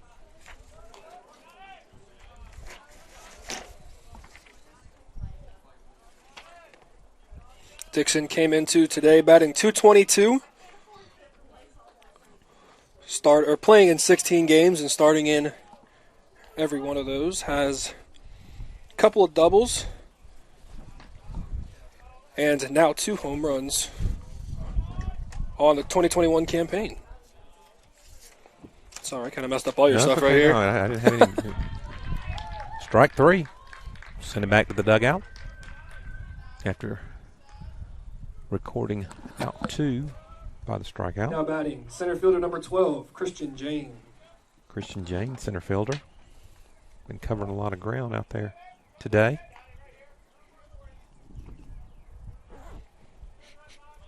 Zipping my jacket up because it is getting a little cooler in this windy shade we're sitting in. So 2 quick outs here in the top half. Looking to get that third one.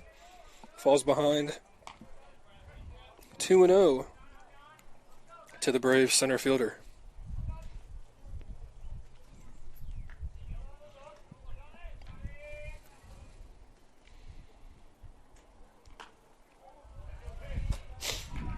A 2-0. For some reason that was a ball. Yeah, that's what I say. It's called a ball, I guess. So Donaldson falls behind 3-0. Not looking to give up a free pass with 2 outs. Fires in a 3-0 strike. Jane taking all the way.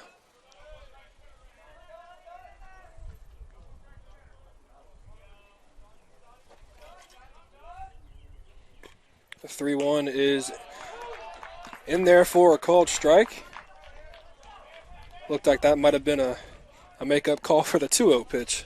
Maybe so. But at the same time, I mean, that's the spot where the Pembroke catcher has been framing all game. So, and a great job of Donaldson getting back ahead in the count and records a strikeout. That's all right, no.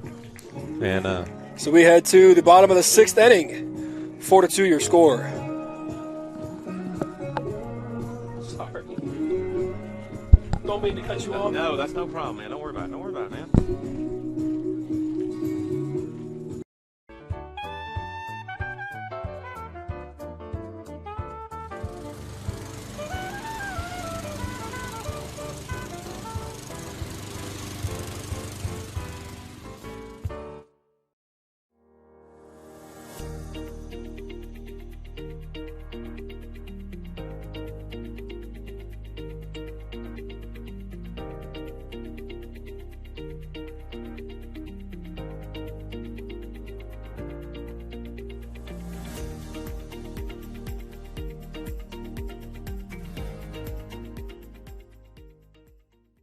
Bonaventure 76-61.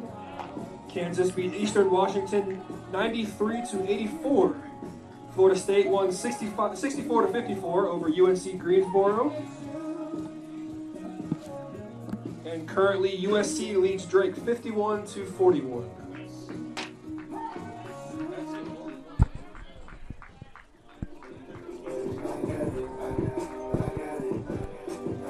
Leading off the bottom of the 6th inning, first baseman number 22, Anthony Angelino. Anthony Angelino, Hurricane first baseman, stands in there to face Dixon. I'm sorry, Bowen. Bowen. Angelino looking to provide a spark here as we enter the back half.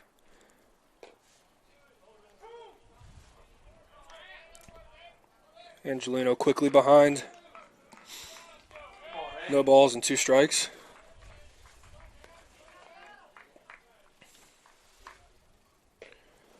And Angelino out in front of a curveball is down on strikes.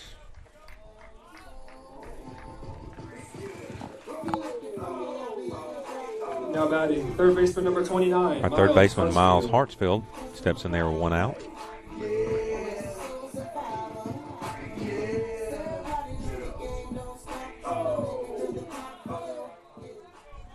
Hartsfield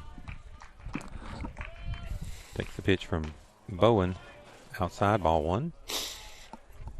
Hartsfield coming off a big 0-2 RBI single over the head of the Braves shortstop, which gave the Hurricanes their 2nd run of the game. Other than that, the bats have been relatively quiet today. Curveball is inside on Hartsfield, makes the count 2-0.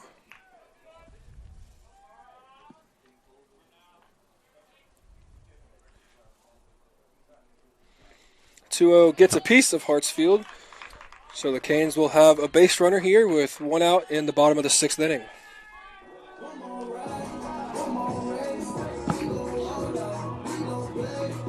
Now batting, second baseman number 7, Matthew Mamadas. Matthew Mamadas, our second baseman, veteran infielder for GSW, stands in there with a runner at first, only 1 out.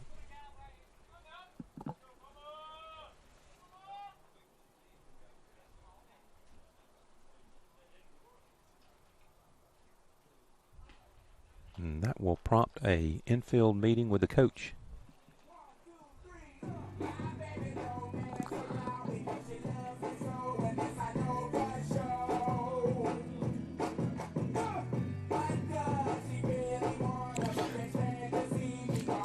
I bet Coach McDonald is just thinking, maybe I can get away with a free meeting with I was thinking, I'm wondering if he wants to chance it.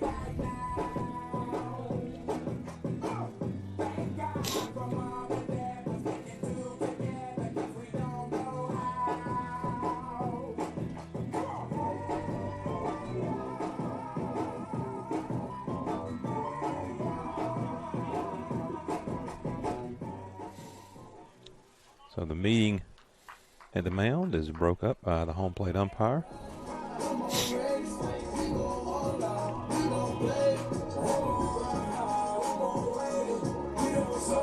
No balls, no strikes. 1 out, runner at first.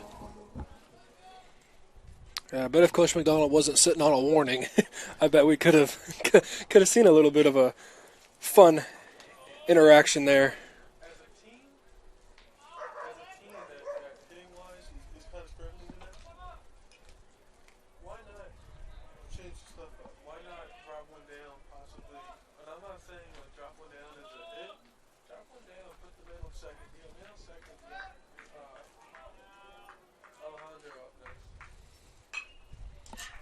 Foul ball. 1 ball, 1 strike. If there wasn't already 1 out, I would say yes. I would say with 1 out, I'd be thinking more of a hit and run. Well, that, yeah. I can see that working. Because we've done that a couple times this year and pretty much have been successful. Yeah, had some big hit and runs against North Georgia, and those runs were crucial. Littleton has had to drop to his knees 2 times against So Mamadas. 2-1 or 3-1? Was that a ball? Okay. 2 balls, 1 strike.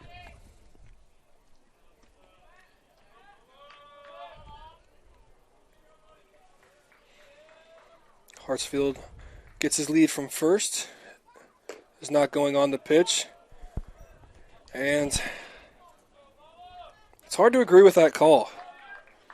Especially when you see the catcher digging it out of the dirt and framing it up there. Yeah, I mean, half the time it's not even on the way up that he's catching it. I mean, it's catching it all the way down and then bringing it back up. Rolling it. Hartsfield is off and running on the 2-2 pitch, and it's fouled away. Well, the second baseman? Second baseman, yeah, fake tagged him. I understand if it's a pass ball or something.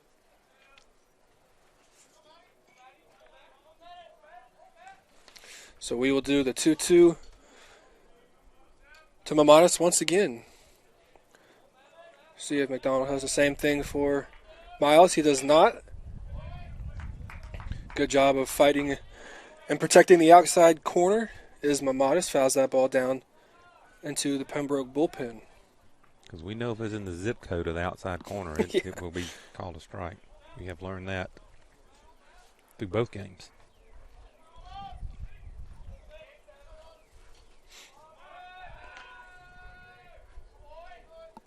Bowen throws over, but Hartsfield dives back in time. Yeah, it's weird seeing 2 umpires with almost the exact same strike zone. Hartsfield is not running. The ball is blooped into the infield. The shortstop, Guzman, will make the play. So 2 outs here in the home half of the inning.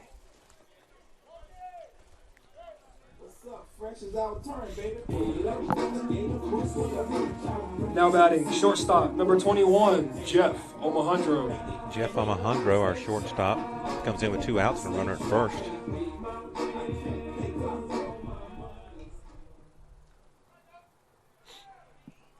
Bowen works very efficiently. Hartsfield is off and running on the first pitch. Omohundro takes.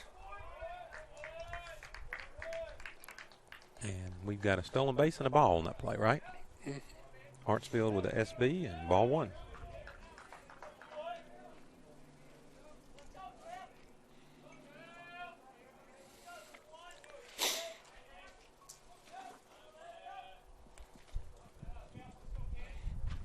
Omohundro looking to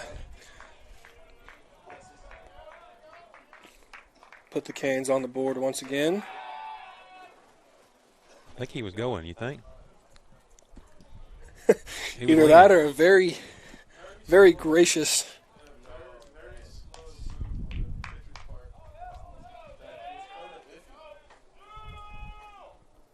Yeah, there was almost too long of a pause at the top.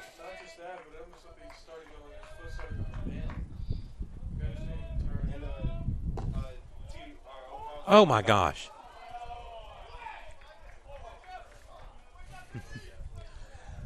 Oh, me. Called that strike 1.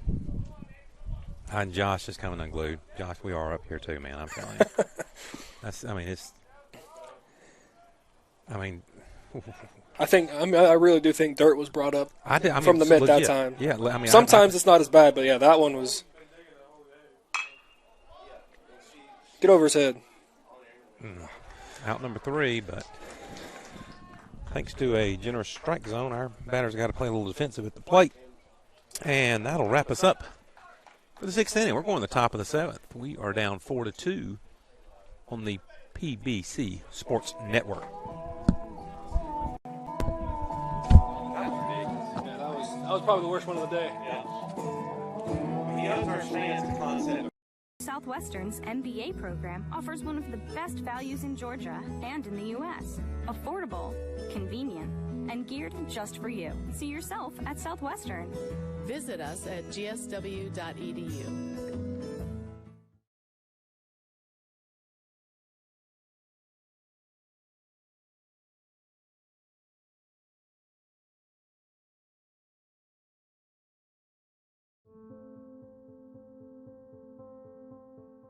Here is where we're from. Here made us who we are. Here is where we learn relationships are worth more than dollars can measure. It's a value that grows over time, strengthens under pressure, and thrives when serving others. We're Synovus, and we're here for our community because we live here too. Synovus, the bank of here. Do it on another night. I'm good with that. I'm going to go to Savannah all this week. But I know you that's all I'm going to be able to sleep now. If you want to take a rain check and let's do it me and you and my wife one night, we'll do that. Okay. Leading off the top of the 7th inning, left fielder number 29, Grant Elliott. Greg Elliott, the left fielder for the Braves. Stands in there. Donaldson delivers. Ball 1.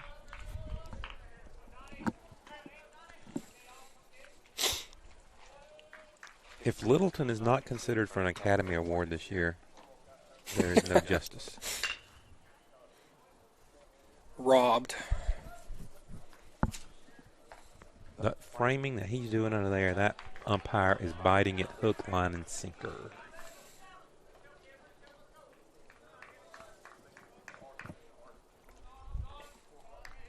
I mean, you can't blame Littleton. I mean, he's doing a phenomenal doing a great job. I mean, I have no fault with his playing ability. He's doing a great job. Good job there by Hartsfield, recovering and firing down to first in time to get the first out. Yeah, Littleton has been coached well throughout his career. And now batting, shortstop number 11, Wellington. The Braves are benefiting from it right now. Shortstop Guzman stands in there. Readies himself as Donaldson delivers strike 1.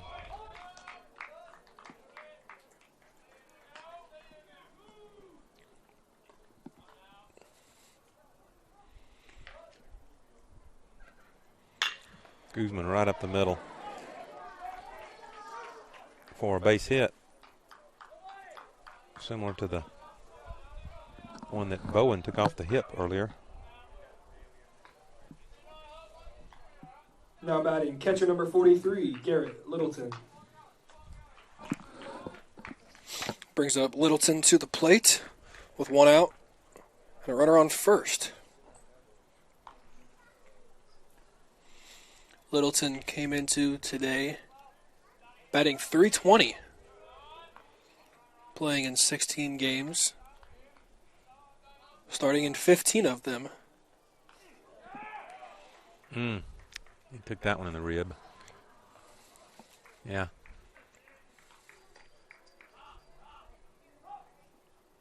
It hurts for a little bit, but not much, not too long. Now batting, right fielder number 9, Trevor Clemens. Trevor Clemens, right fielder. I'm sure he would have rather gotten hit in game 1 than game 2. Seems like temperatures have cooled off here quite a bit. As you said earlier, the shadows are crawling out there.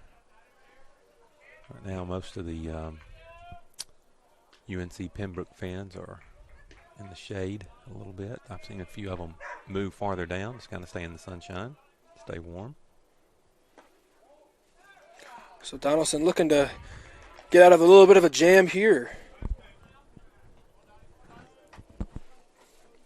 Another call that the Hurricane fans are in disagreement with. Donaldson comes set and delivers. A fly ball. Ragsdale's got a beat on it. Takes about 2 steps to his right. And records out number 2. Now batting, third baseman number 46, Spencer Faulkner. Braves third baseman steps in there with a runner at first and 2 outs. Top of the 7th inning. This game does seem to be moving a lot faster than the other one. Which is weird because I feel like we've had more action this game too. But it's still a little bit faster. Starts with the tempo of both pitchers.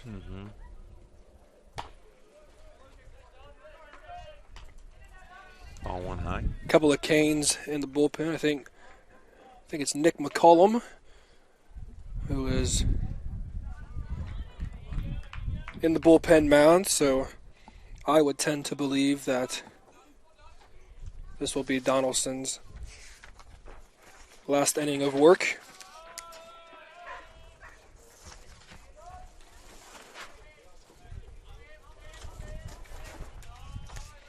A long look in to Harrell, and Faulkner calls time.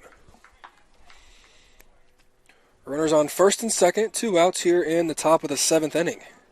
Hurricanes down 4-2. Pembroke with 8 hits and the Canes with 3. Very quiet offensive afternoon for the Hurricanes as Donaldson drops a curveball in for a strike.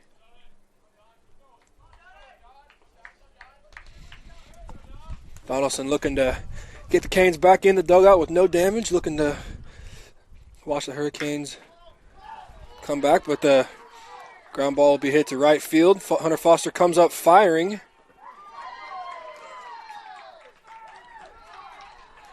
And Guzman will score standing up and advancing on the throw are both of the runners. So runners on second and third now, and the inning will continue. Now batting, second baseman number 15, River Ryan.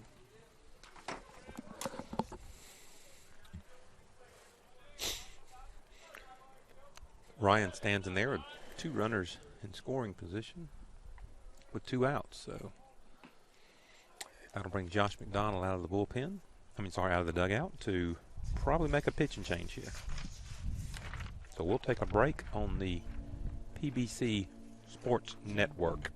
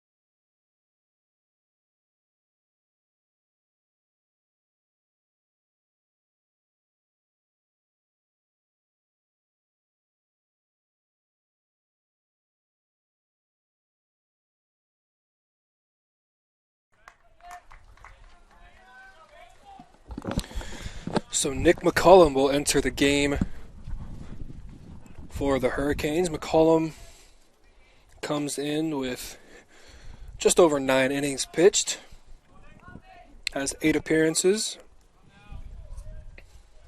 He also has 12 strikeouts, so a good arm out of the bullpen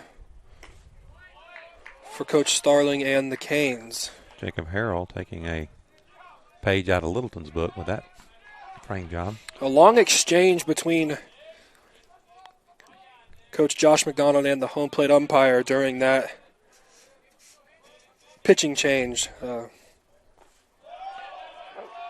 With the new COVID rules, coaches are not allowed to argue beyond the lines or in between the lines. I mean, obviously with the home plate umpire, he wouldn't have to, but he drew the home plate umpire all the way up to the mound and was in his ear the whole way back to home plate.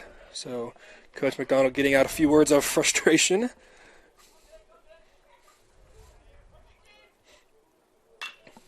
McCollum works 2 quick strikes and then a foul ball from the 3-hole River Ryan.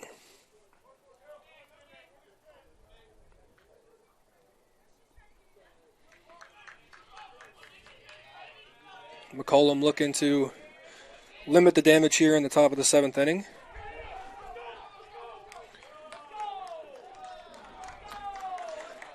But a fastball gets away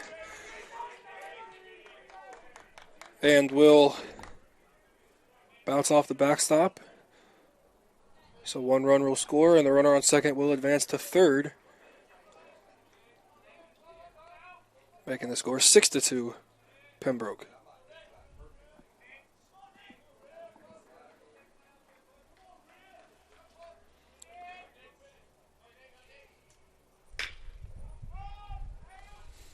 Ryan lifts the ball into center field, and that will be caught, but not before Pembroke strikes for 2. So we'll head to the bottom of the 7th. We'll stretch while we're gone. You're listening to Hurricane Sports on the PBC Sports Network.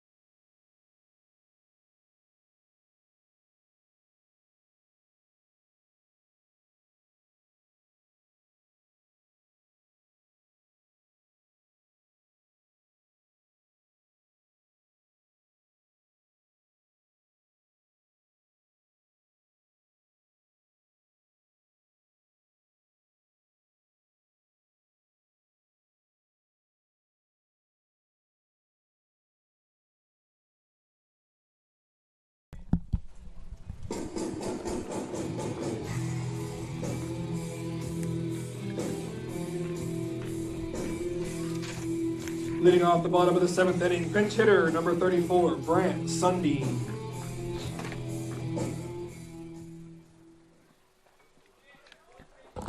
So Brant Sundin. I'm sorry. You go ahead.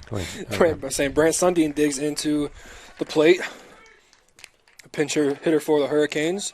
New pitcher for the Braves is Jake Mayhew with an ERA of 3.00. One win, no losses. Innings pitched only 3. Strikeouts 2. And so he hasn't had a whole lot of work. So they're bringing in to get him some pitches with a 4-run lead. So hopefully we can take advantage of this and see. But throws 2 quick balls to the pinch hitter Sundin. And then Sundin swings under a fastball. Does it once again. Evens the count. No. Hey, there's no outs. Jacob Mayhew, a redshirt senior from Clemens, North Carolina. And Sundin swings through 3 strikes. So there's one away here in the home half of the 7th inning. Previously played for UNC Greensboro. Mr. Mayhew did. Catcher number 24, Jacob Harrell.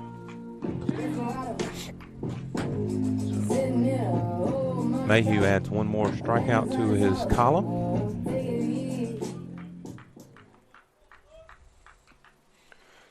Brings Jacob Harrell to the plate. Harrell watches the first pitch into the left-handed batter's box for a ball. So we're in the bottom of the 7th inning. We need to start chipping away at this lead right now. But if we do, we're going to do it with 1 out at this point.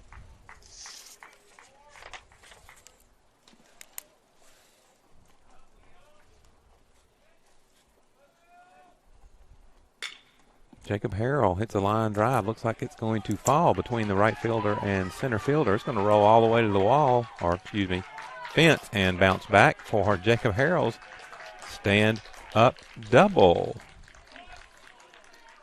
So 1 out stand-up double may get us going, ladies and gentlemen.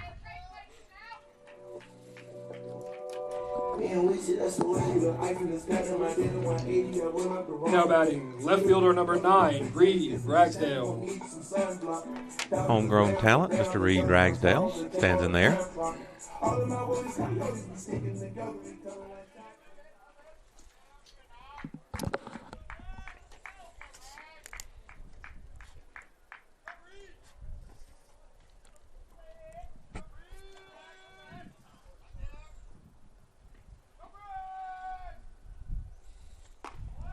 High and away for ball 1.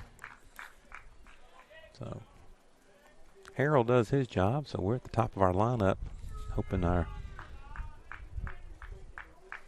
top 3 batters can get something going, get some runs going, and bleed on into the middle of the lineup and keep right on going. Ball 2. Mr. Mayhew finds himself suddenly down 2 balls and no strikes to Reed Ragsdale, the leadoff hitter for the Hurricanes.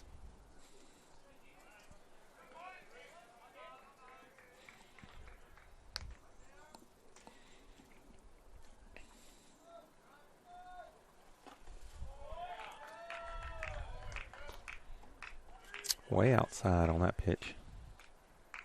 So we're going to see on this 3-0 count if Mr. Mayhew can find the strike zone to Mr. Ragsdale.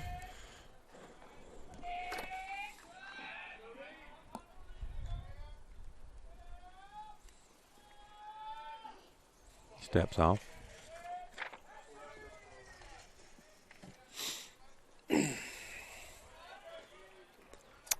Obviously, Mr. Mayhew has heard of the speed of one Mr. Jacob Harrell. Yeah. Worried. Well, he found the strike zone there. Reed offered at it, but and the pull back. Pitching delivery speed of pitcher number 1. So Mr. Mayhew found the strike zone with that pitch. So Jake Mayhew will get ready to deliver to Reed Ragsdale. 3-1 count. High and away. Ball 4. So we got runners at first and second with just who we want to see up in this position, Mr. Jonathan Martin.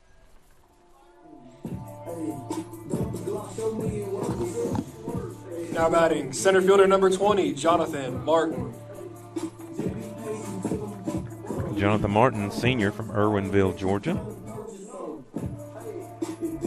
Played right field, center field in the past for the Hurricanes.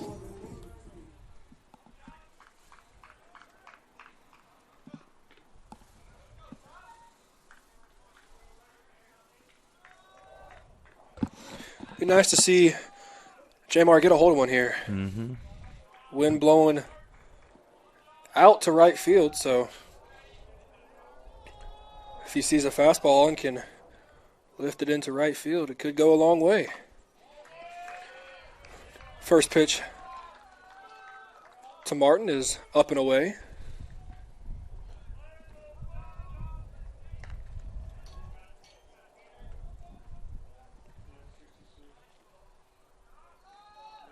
Six runs on 9 hits, 1 error for the Braves of UNC Pembroke, and our Hurricanes have 2 runs on 4 hits with no errors. Got 1 out, runners at second and third, bottom of the 7th inning. It's a big opportunity here for the Hurricanes. Hurricanes lived on the back third of the game. I think Mr. Mayhew went to his mouth with his hand and they said, put that ball back. The umpire said, nope, can't use that ball.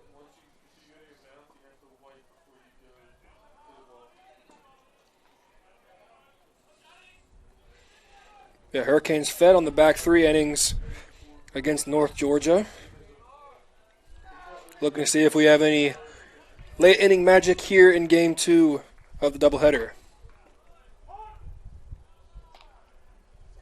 Much like the Braves. I feel like the Braves last season could be down 2 or 3 heading into the 7th, and then as soon as they send it to the stretch, seems like they always found a way to claw their way back into the game. The 2-1 to Martin. Falls off the zone. So Martin is ahead 3-1. You know, we've been joking about that head umpire, but if you watch him, he watches the pitcher like a hawk. He is chomping at the bit to call a ball. Mm-hmm. I think he really is. You can tell. I mean, with that, I started watching him a little bit after he sent that ball back after Mayhew went to his mouth with his hand. It's almost like you feel him breathing down your neck. That's it. Look at him. Look at him. He is like a hawk. Okay. Martin not looking for the 3-1 changeup out in front. And we'll see a full count pitch here. 3 balls, 2 strikes. Yep. Look to see if Coach McDonald will send the runners on the full count or if they will stay put. Greg Wozniak on deck for the Hurricanes. The 3-2 delivery is low. So we've got the bases loaded. With one swing of the bat, Wozniak can knot us up at 6.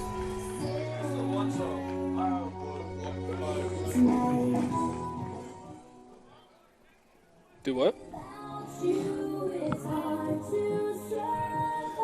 Now batting, designated hitter number 35, Greg Wozniak. Wozniak normally in there at catcher, but he is the designated hitter in this game. And we're going to have a meeting from the pitching coach.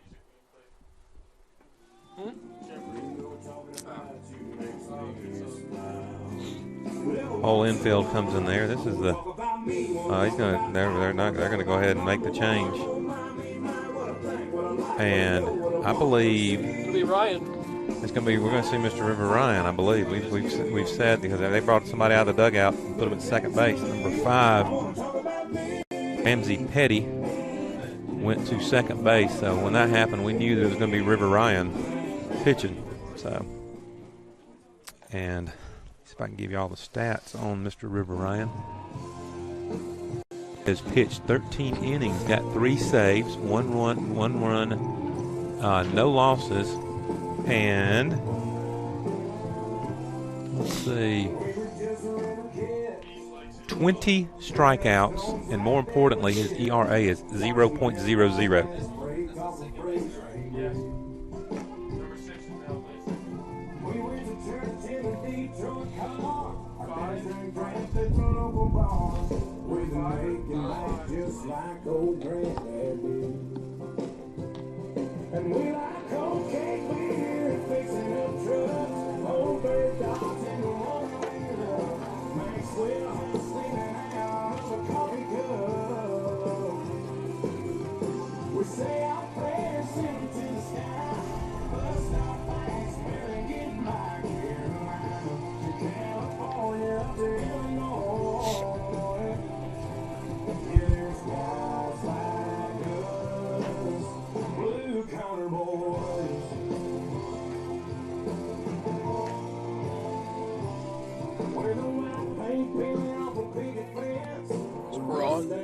We're on.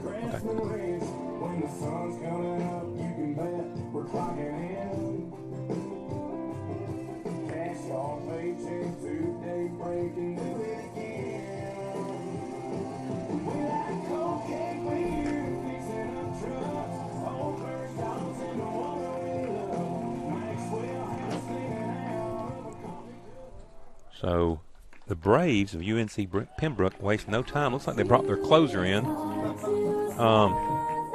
Because with 20 strikeouts and 3 saves and 0.00 ERA, this is a pretty serious point in the game. So they figured they better bring in a young River Ryan. I'm sorry, redshirt junior from, like I said, North Mecklenburg High School. Pretty impressive that he has played the game at second base, and it's almost like watching a high school game. You see the second baseman come in and going to pitch and bring another second baseman in from the dugout. So this is probably a pretty impressive athlete right here, but like I say, I would hate to see his 0.00 ERA messed up here. It'd be awful. That 0.0 ERA just stands out as a very impressive stat. 0.0. It really would be a shame. Of course, the batters on the bases are not his, but the one at the plate is. So. Yeah, the one at the plate is. And we got a 1-1 count. Harrell at third, Ragsdale at second, and Martin at first.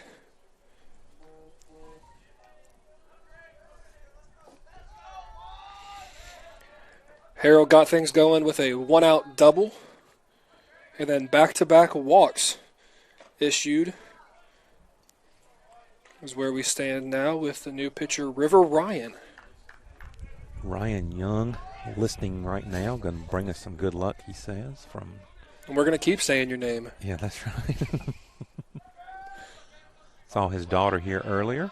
Was looking for him. Thought he might be here. He's too cool to hang out with us. I know. Yeah, that's right. Can't blame him. Wait till 75, 80 degrees before he comes. 1-1 is fouled straight back off the net. So Wozniak in a bit of a hole here. 1-2. So, yeah, 1-2, 1 out. I'd like to see another one of his line drives to right field with 2 strikes. Just tuck it right over that global graphic sign. Ooh, high. Curveball turned into a spinner. Didn't break too much. So backs Wozniak off the plate. And 2 bases loaded. They brought the ringer in. 0.00 ERA. 20 strikeouts.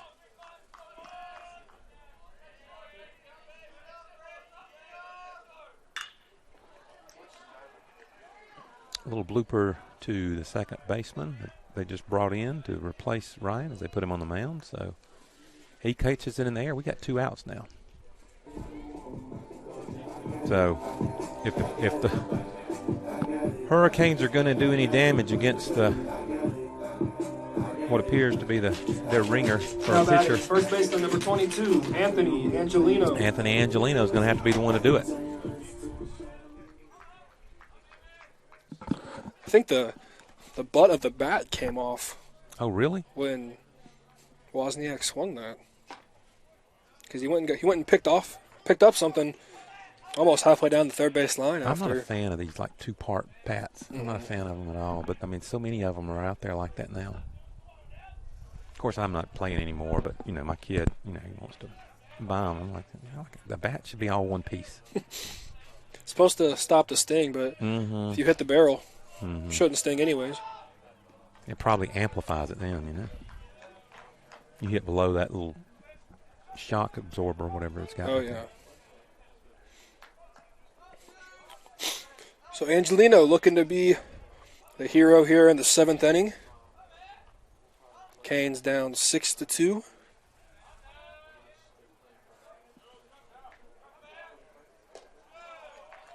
Good eye there from Angelino. Wanted to chase the curveball, but wisely did not. And one of the few framing jobs that Littleton did not receive the benefit of. Angelina can get on base. It looks like Miles Hartsfield is chomping at the bit to get up there.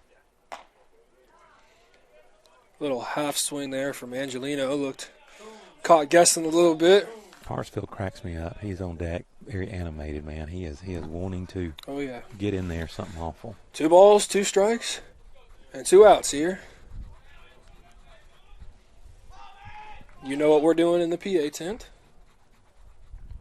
You don't want to be the reason something bad happens, so if you're listening at home. Ooh. Here we go. Hey, do it again. Still a mini win.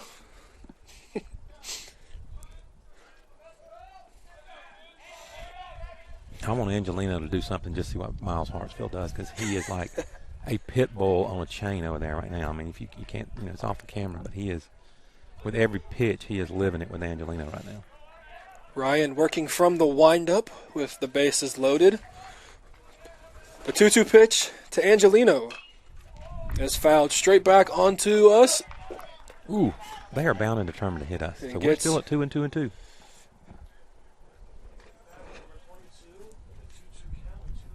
Oh, my goodness, yeah. I didn't notice 22 at bat, too.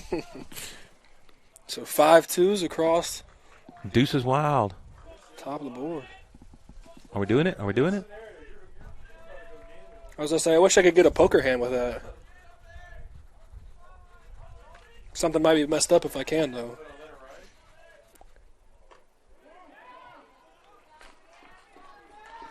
And that'll be strikeout number 21 for Mr. River Run. He came in and got him out of a bind, so no runs scored. They left 3. We're going to the top of the 8th, down 6-2 on the PBC Sports Network.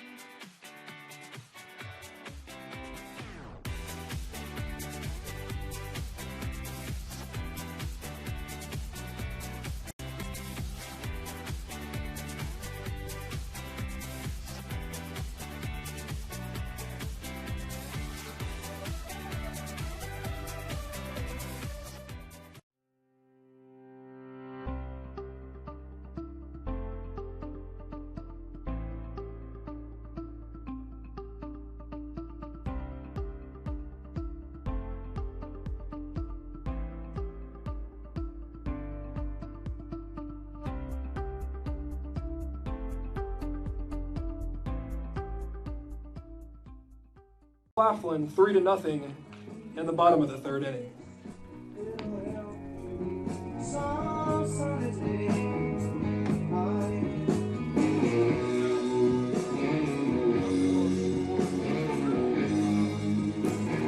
I think you might have your answer. That's right. We're going? I guess so. Good.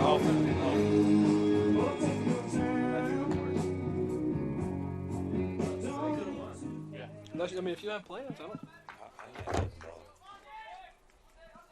I'm sorry, you have to hang out with me longer. You're the one hanging out with the 52-year-old married dude. He's leading up again, I'm telling you. Mm-hmm. Leading off the top of the 8th inning.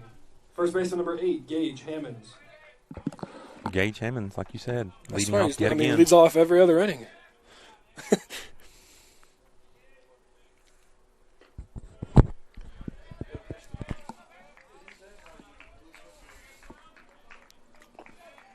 I don't know. I don't know where the sweater came from. Hammonds dribbles a ball to second base. Mamadas fields cleanly and flips over to Angelino in time to get the first out. Yeah. Who's this, number 5? That's the new second baseman, number 5. Pinch hitting for the Braves, number 5, Ramsey Petty. Ramsey Petty came in and with, that's right. River Ryan. Okay. Took to the mound and got him out of the bind in the last inning.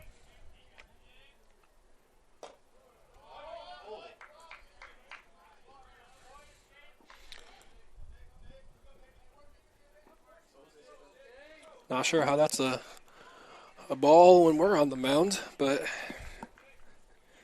it is.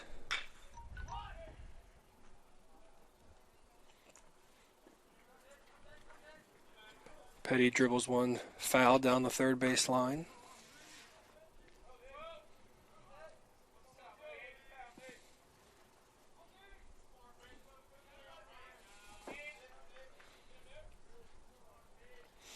McCollum deals a 1-1 curveball. Bounces in the dirt. Is behind 2 balls and a strike. Petty gets a hold of one here, lifts one over. That's gone. In right center field, and that ball will carry the wall and will sneak out of here.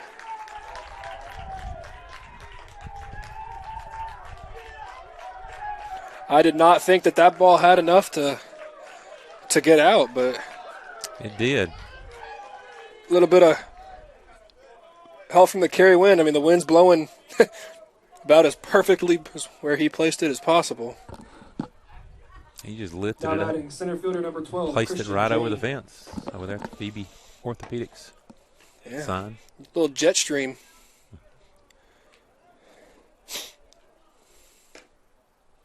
So the Hurricanes have had the bases loaded. Couldn't score. Pembroke has nobody on base and finds a way to score. Baseball is a strange game.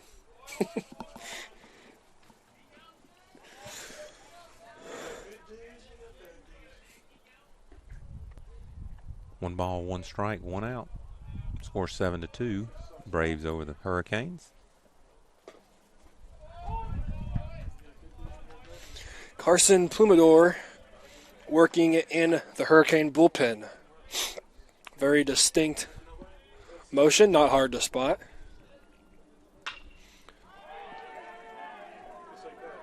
Jane lifts one into no man's land. Mm-hmm. I feel like that's happened Many more times than it should today. Yeah, today, but the ball has definitely bounced the right way for now batting the Braves. Left fielder number 29, Grant Elliott.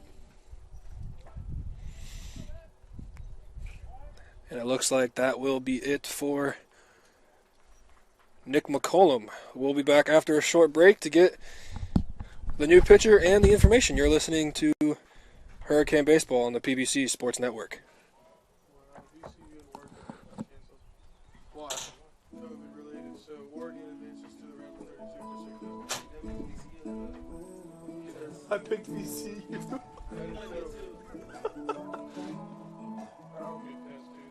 Imagine that ruining your bracket. Like everything is.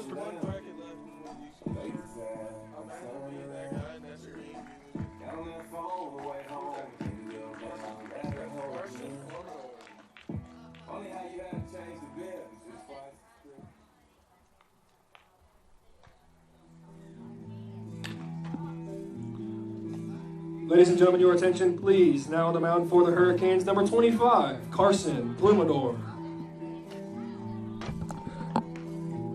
Imagine that being your perfect bracket, and COVID is the one that breaks it. Oh, man, I picked VCU too. Even though March Madness is, picking everything that I don't pick, so I guess it wouldn't matter anyways.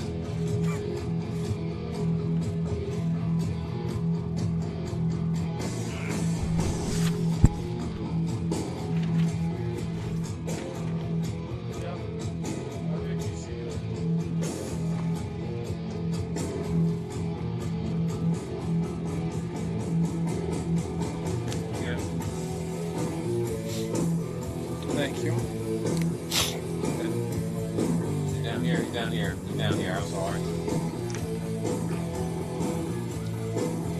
You can say it, I'll just say who.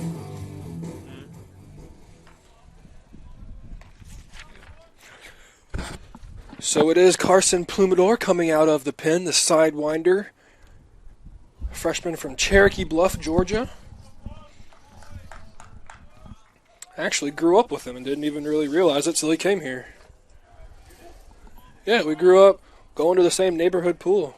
Neither of our neighborhoods had a pool, but there was one right in the middle, so we could use it as our neighborhood pool. And he committed. My mom was like, "Do you remember him?" And I was like, "No." Guess we used to be pool buddies.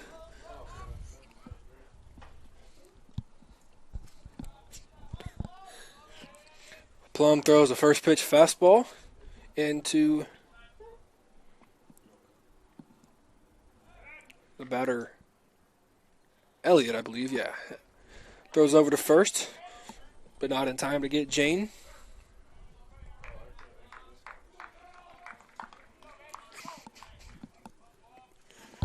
.6'2", 144 pounds. Carson Plumador. Got him. Yep. Huge second out. Huge second out needed there for the Hurricanes.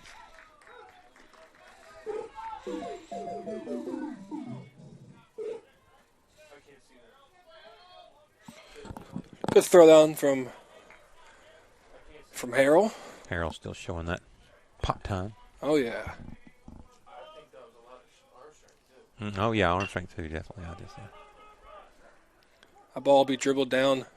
Look at there. Plumador picks it up and fires a strike to Angelino for out number 3. So Plumador comes in and does his work very efficiently. Gets 2 outs with one batter and about 3 pitches. And that'll take us into the bottom of the 8th inning, down by 5 runs on the PBC Sports Network.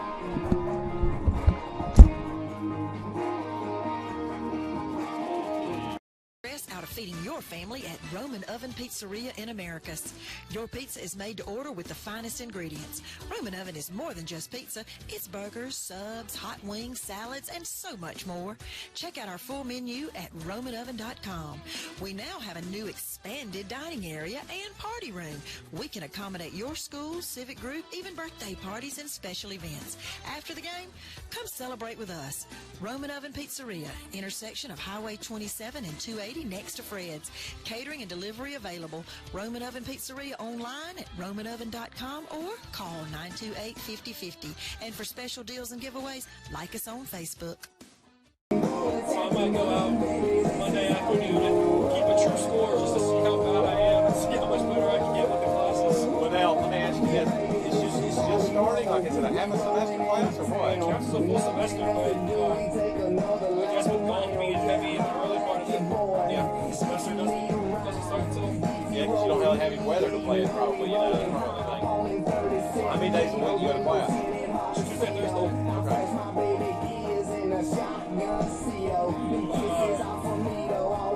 Who teaches it? Darcy. That's pretty cool, man. There's like 6 of us in there, so it's almost like we're one-on-one training. I know. That's crazy, man. Yeah, going down to the villages, Florida. Yeah. My girlfriend's grandparents live there. And it's like the golf, cabin. Yeah.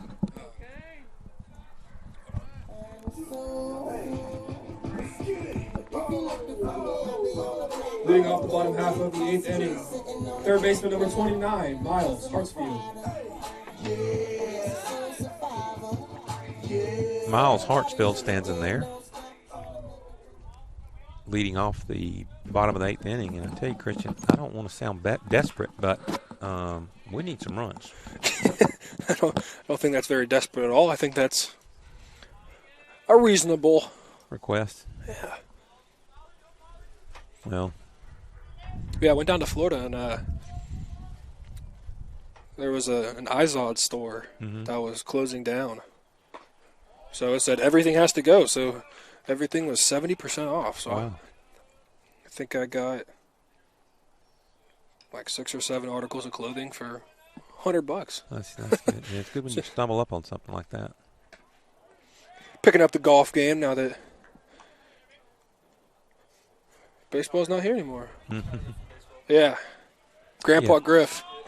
That's a pretty sweet deal that you're taking a golf PE class, though, taught by one of the top golf coaches in the country. Oh, yeah. You know, when I was at West Georgia, the baseball coach there, he was a giant of a man, like 6'8". He was a real older, kind of older guy and everything. You know what class he taught at West Georgia? Badminton.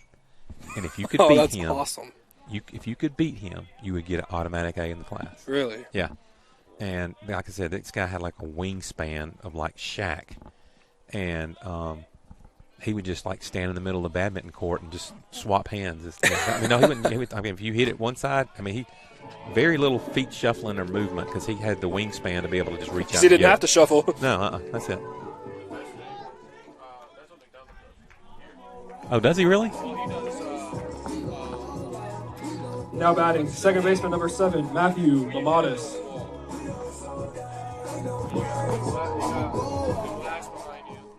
Racquetball? Okay. He said McDonald teaches racquetball here. I didn't know that. Oh, yeah, I took him freshman year. Or last semester, actually. Mm-hmm. He says nobody can beat him, but he wouldn't play me. I asked him like 3 or 4 times. Yeah. Yeah. He probably played one game, won, and was like, all right, I don't have to play again. I haven't lost. We got a runner on first. No outs. The 1-0 to Mamadas is in there for called strike on the outer half of the plate. I'm going to tell you one PE I had at West Georgia that I was undefeated in, really, legit. Lunch? That lunch, definitely, yes, as you learned today. But also fencing. We had fencing. Oh, that's awesome. That's actually pretty good. And let me tell you something. You did not, because I was very defensive. I would, like, draw up because I had such a long reach. And when I got somebody that I could stick them, I would. I'd stick them. And the instructor, let me tell you what happened. You're going to get a kick out of this right here. 2 balls, 1 strike, no out. Runner at first. Mamadas. It's a high fly ball. I think it's caught by the right fielder because Mamadas stops and Hartsfield goes back to first. But anyway, so the instructor tells me, he said, hey, Scott, we don't have a fencing. Go ahead and do your thing. Do your thing. Now batting, shortstop number 21, Jeff Omohundro. Jeff Omohundro steps in there, a shortstop. But he said, listen, we don't have a team, like a fencing team. But he said we have like a medieval arts, like medieval something. I mean, like a team that goes around and like a club team, like not a sponsored team, but a club team. He said, you might want to go talk to him one day and everything. So I said, okay, sure. So they met like at some pavilion on Wednesdays at 3, and we're getting ready for whatever competition they had and all. And he said, I'll tell them you're coming, that, you're pretty good at fencing, and they're going to kind of want you. I said, okay, cool. I think this would be pretty cool. No. I went there, and it was like the medieval weapons club. And I'm like going, and I'm like, these are not my peoples. There's no way. These are not my peoples. No. But I had to gracefully bow out and say, yeah, I'm not really as good at fencing as he said I was. Yeah, I didn't, I'm trebuchets and catapults and all that mess. No thanks. Yeah, it's just a little too bizarre for my liking, The 1-1 to Omohundro is a breaking ball that stays up and in.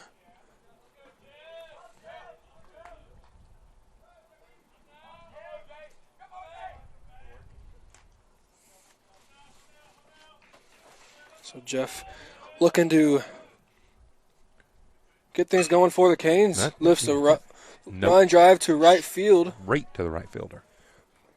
And I don't believe the right fielder had to move. And quickly, he had to squat a little. Okay. Quickly 2 outs here in the home half of the 8th inning. All right, Gunner George. Help us chip away at this lead. Number 3, Gunner George. Gunner George steps in there. River Ryan still holding to his 0.00 ERA.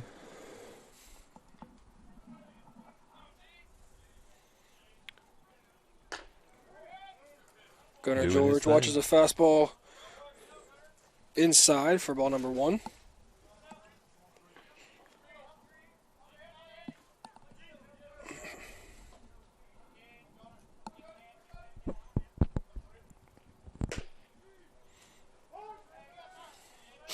Watches a called strike in there, evens the count at 1-1.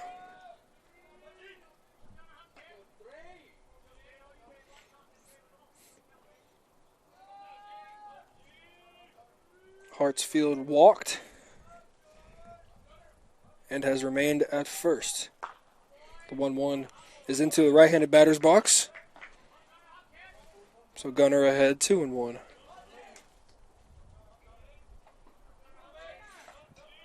Shadows have captured almost the entire infield, working their way into the outfield with the sunset in just a few minutes.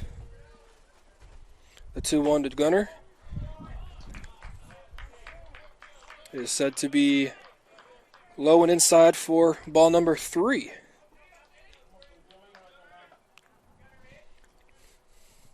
So Jacob Harrell with the shin guards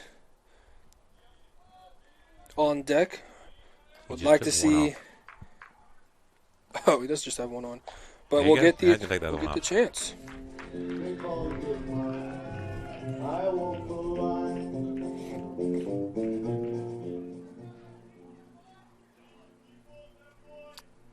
So Jacob Harrell strolls up. Got a stand-up double last time at bat. Big good time for one now. Catcher number 24, Jacob Harrell.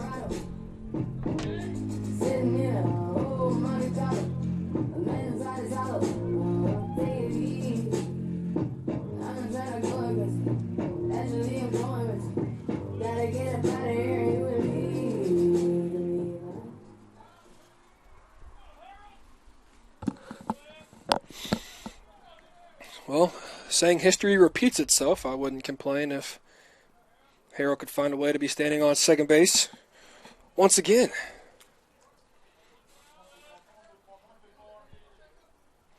Canes looking to capitalize on 2 walks here in the home half of the 8th inning.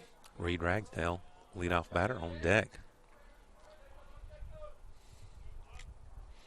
A little line drive over the third baseman would be nice. Mm-hmm. I say that, but any hit would be nice. Mm-hmm. River Ryan's worked him 0 and 2. So Jacob is going to have to just try to put the ball in play at this point.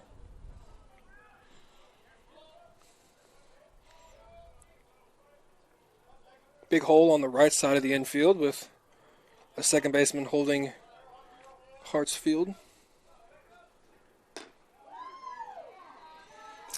Just like that, he brings him up for strike number 3, and so that'll send us to the top of the 9th inning. We are down by 5 runs, so we've got one more chance to try to take a lead in the bottom of the 9th. But we got to get to the top of the 9th first on the PBC Sports Network. I get going too chatty while I get going. You get what? I get going too chatty. I'm trying to say too much at the end. Oh, I hear it.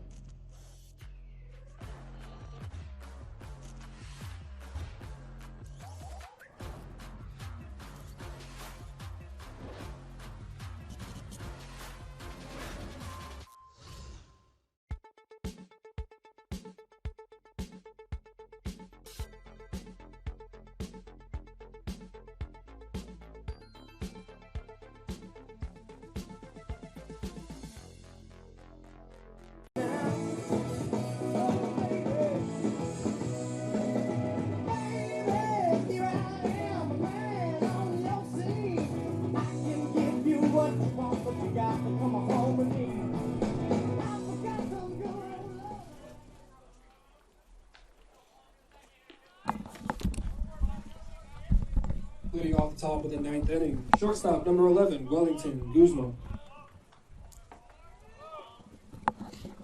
Wellington Guzman steps in there to face the Hurricane sidearm.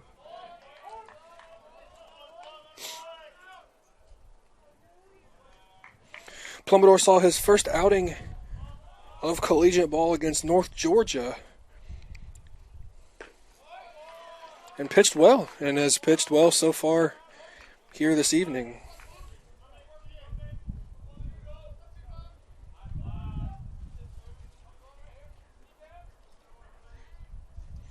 Quick 2 strikes here. Ball lifts into left field. Ragsdale comes in a couple steps and makes the play and gets out number 1.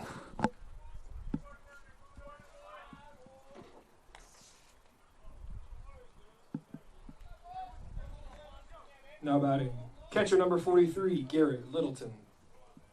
Braves catcher Garrett Littleton steps in there.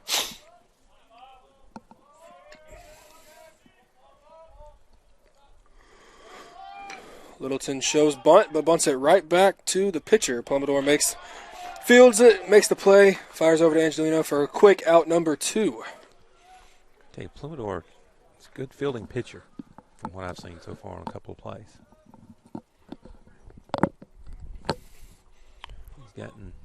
Plummador's done his job well today. Like Josh maybe going to send him to the showers, but he did what he needed to do and put him in there. So who are we bringing in now? That's Peyton Sells. Oh, okay. Yeah, I should recognize Peyton. It's hard to miss. I know. Yeah, 8'4", that's exactly 120 pounds. Well, he's thickened up a lot over the years now. He was skinnier a lot earlier, but he's. Well, we'll take a break on the PBC Sports Network.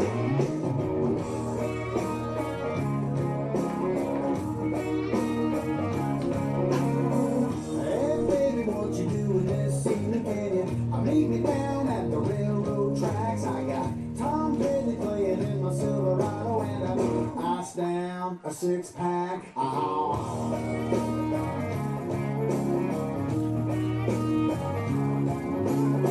Hey, Daisy, don't you worry about your mama. Like 007, we can keep it covert.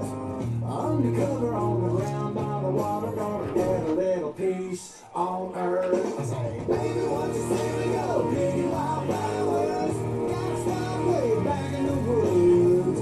Sneak away for a couple of hours. You and me, baby, are picking wildflowers.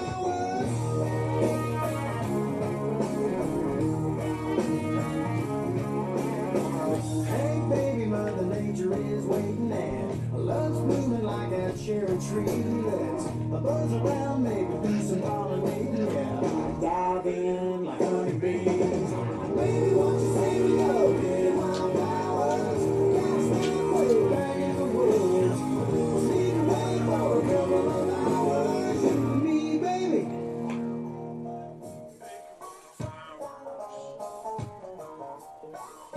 I'm picking wildflowers.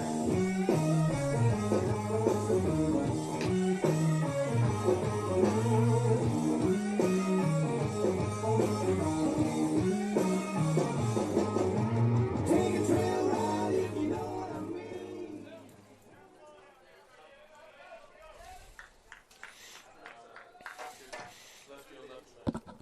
Now batting, right fielder number 9, Trevor Clemens.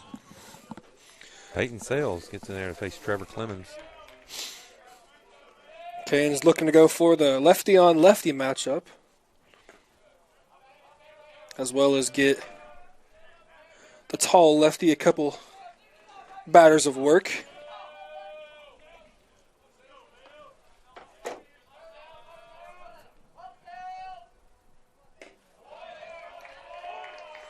Sells fires in a strike, evens the count at 1-1 to the right fielder Clemens.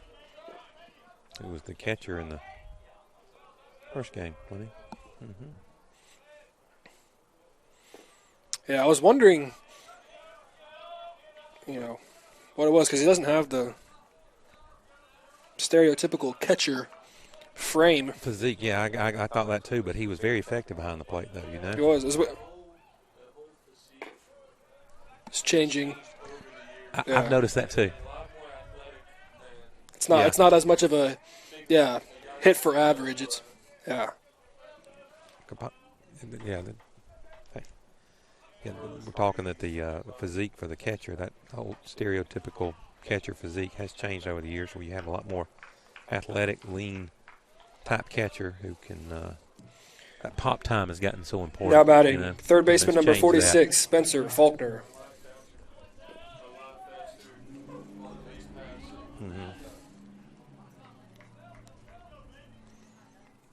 So, but not only that, but he's also the leadoff batter in Game 1 as well as Game 2. So yeah, how many catchers? A couple turned heads, yeah. Mm-hmm. And he's hit by pitch, which catchers are used to that. Yeah.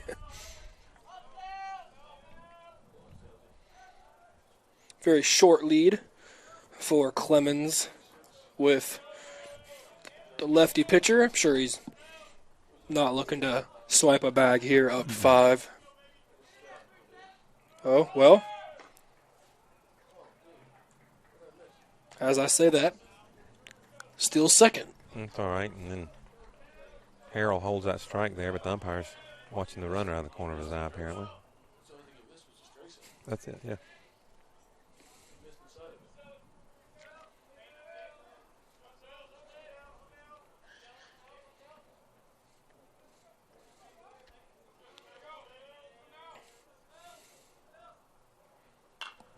I don't know how big of a fan I am for that stolen base right there. I mean, I understand insurance runs, but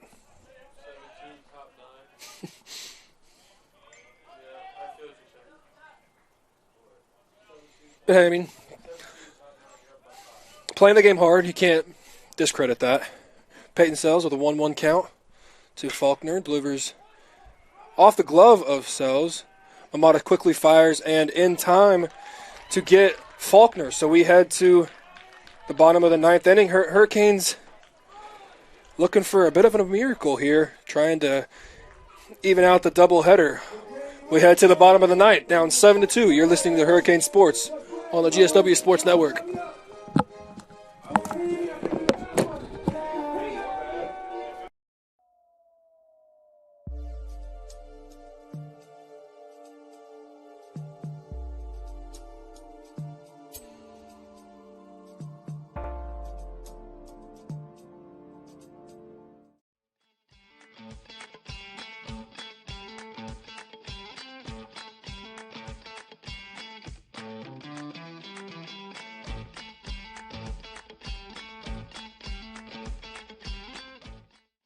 Try an Immune Builder smoothie. With 800% of your daily vitamin C, it's just what you need to rule the day.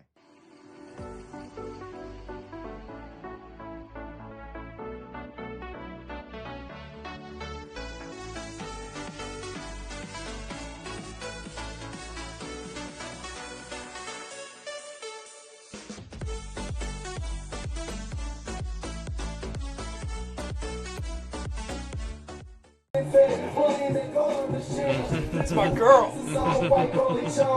Yeah, he was doing great.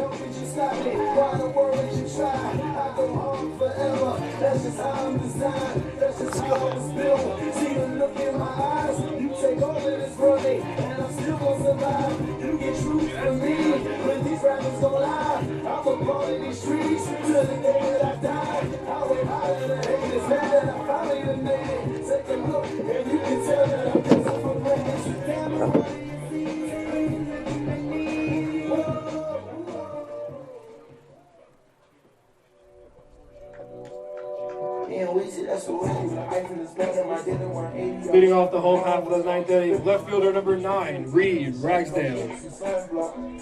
So we are in the bottom of the 9th inning, down 5 runs, but the one bright spot we have here, top of our lineup, starting off. So Reed Ragsdale, leadoff batter, and there to face River Ryan. Looking to bring a little bit of a confidence into tomorrow's game, if nothing more.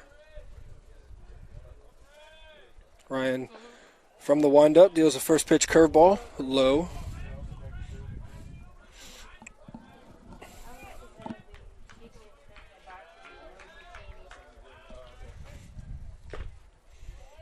Oh, 1-0 is fouled back into Littleton's glove. Evens the count at 1 ball and 1 strike.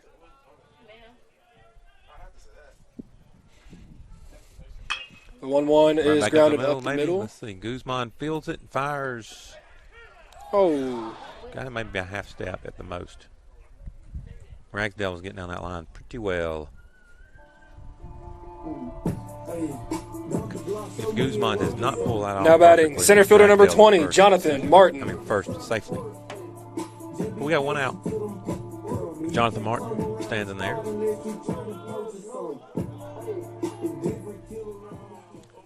To face the closer for UNC Pembroke Braves. Swings at strike 1.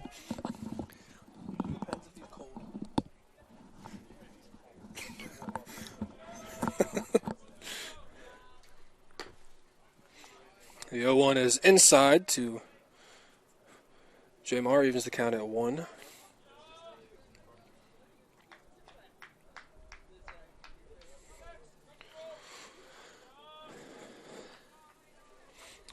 If you got nothing to do tomorrow, we'd love to see you out here at Hurricane Stadium. First pitch at 1 p.m. Pop up, right field. Almost to the Miller Auto Parts and Hardware sign, but fielded just a few feet short of it for out number 2. I'll be headed to Savannah tomorrow, so you're on your own tomorrow, man. You and Keith can hold it down.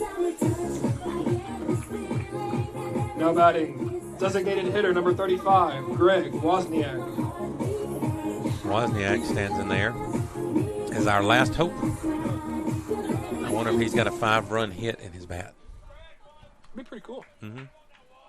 We'd make Sports Center with that. Yeah, I mean, there's talks in NBA of getting the the 4-pointer. So why not have a 5-pointer in baseball or 5-runner?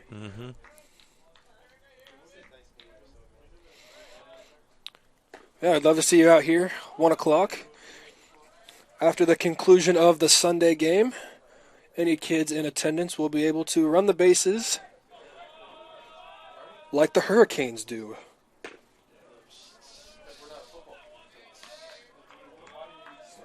Hurricanes down to their last strike here this evening in Game 2.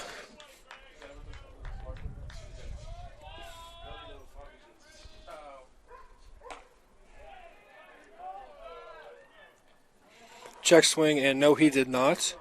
Evens the count at 2 balls, 2 strikes, and 2 outs. We can close things out with a win. Head into tomorrow. Yep, gotta do it again. 2-2 is fouled off over the Pembroke bullpen. Ooh.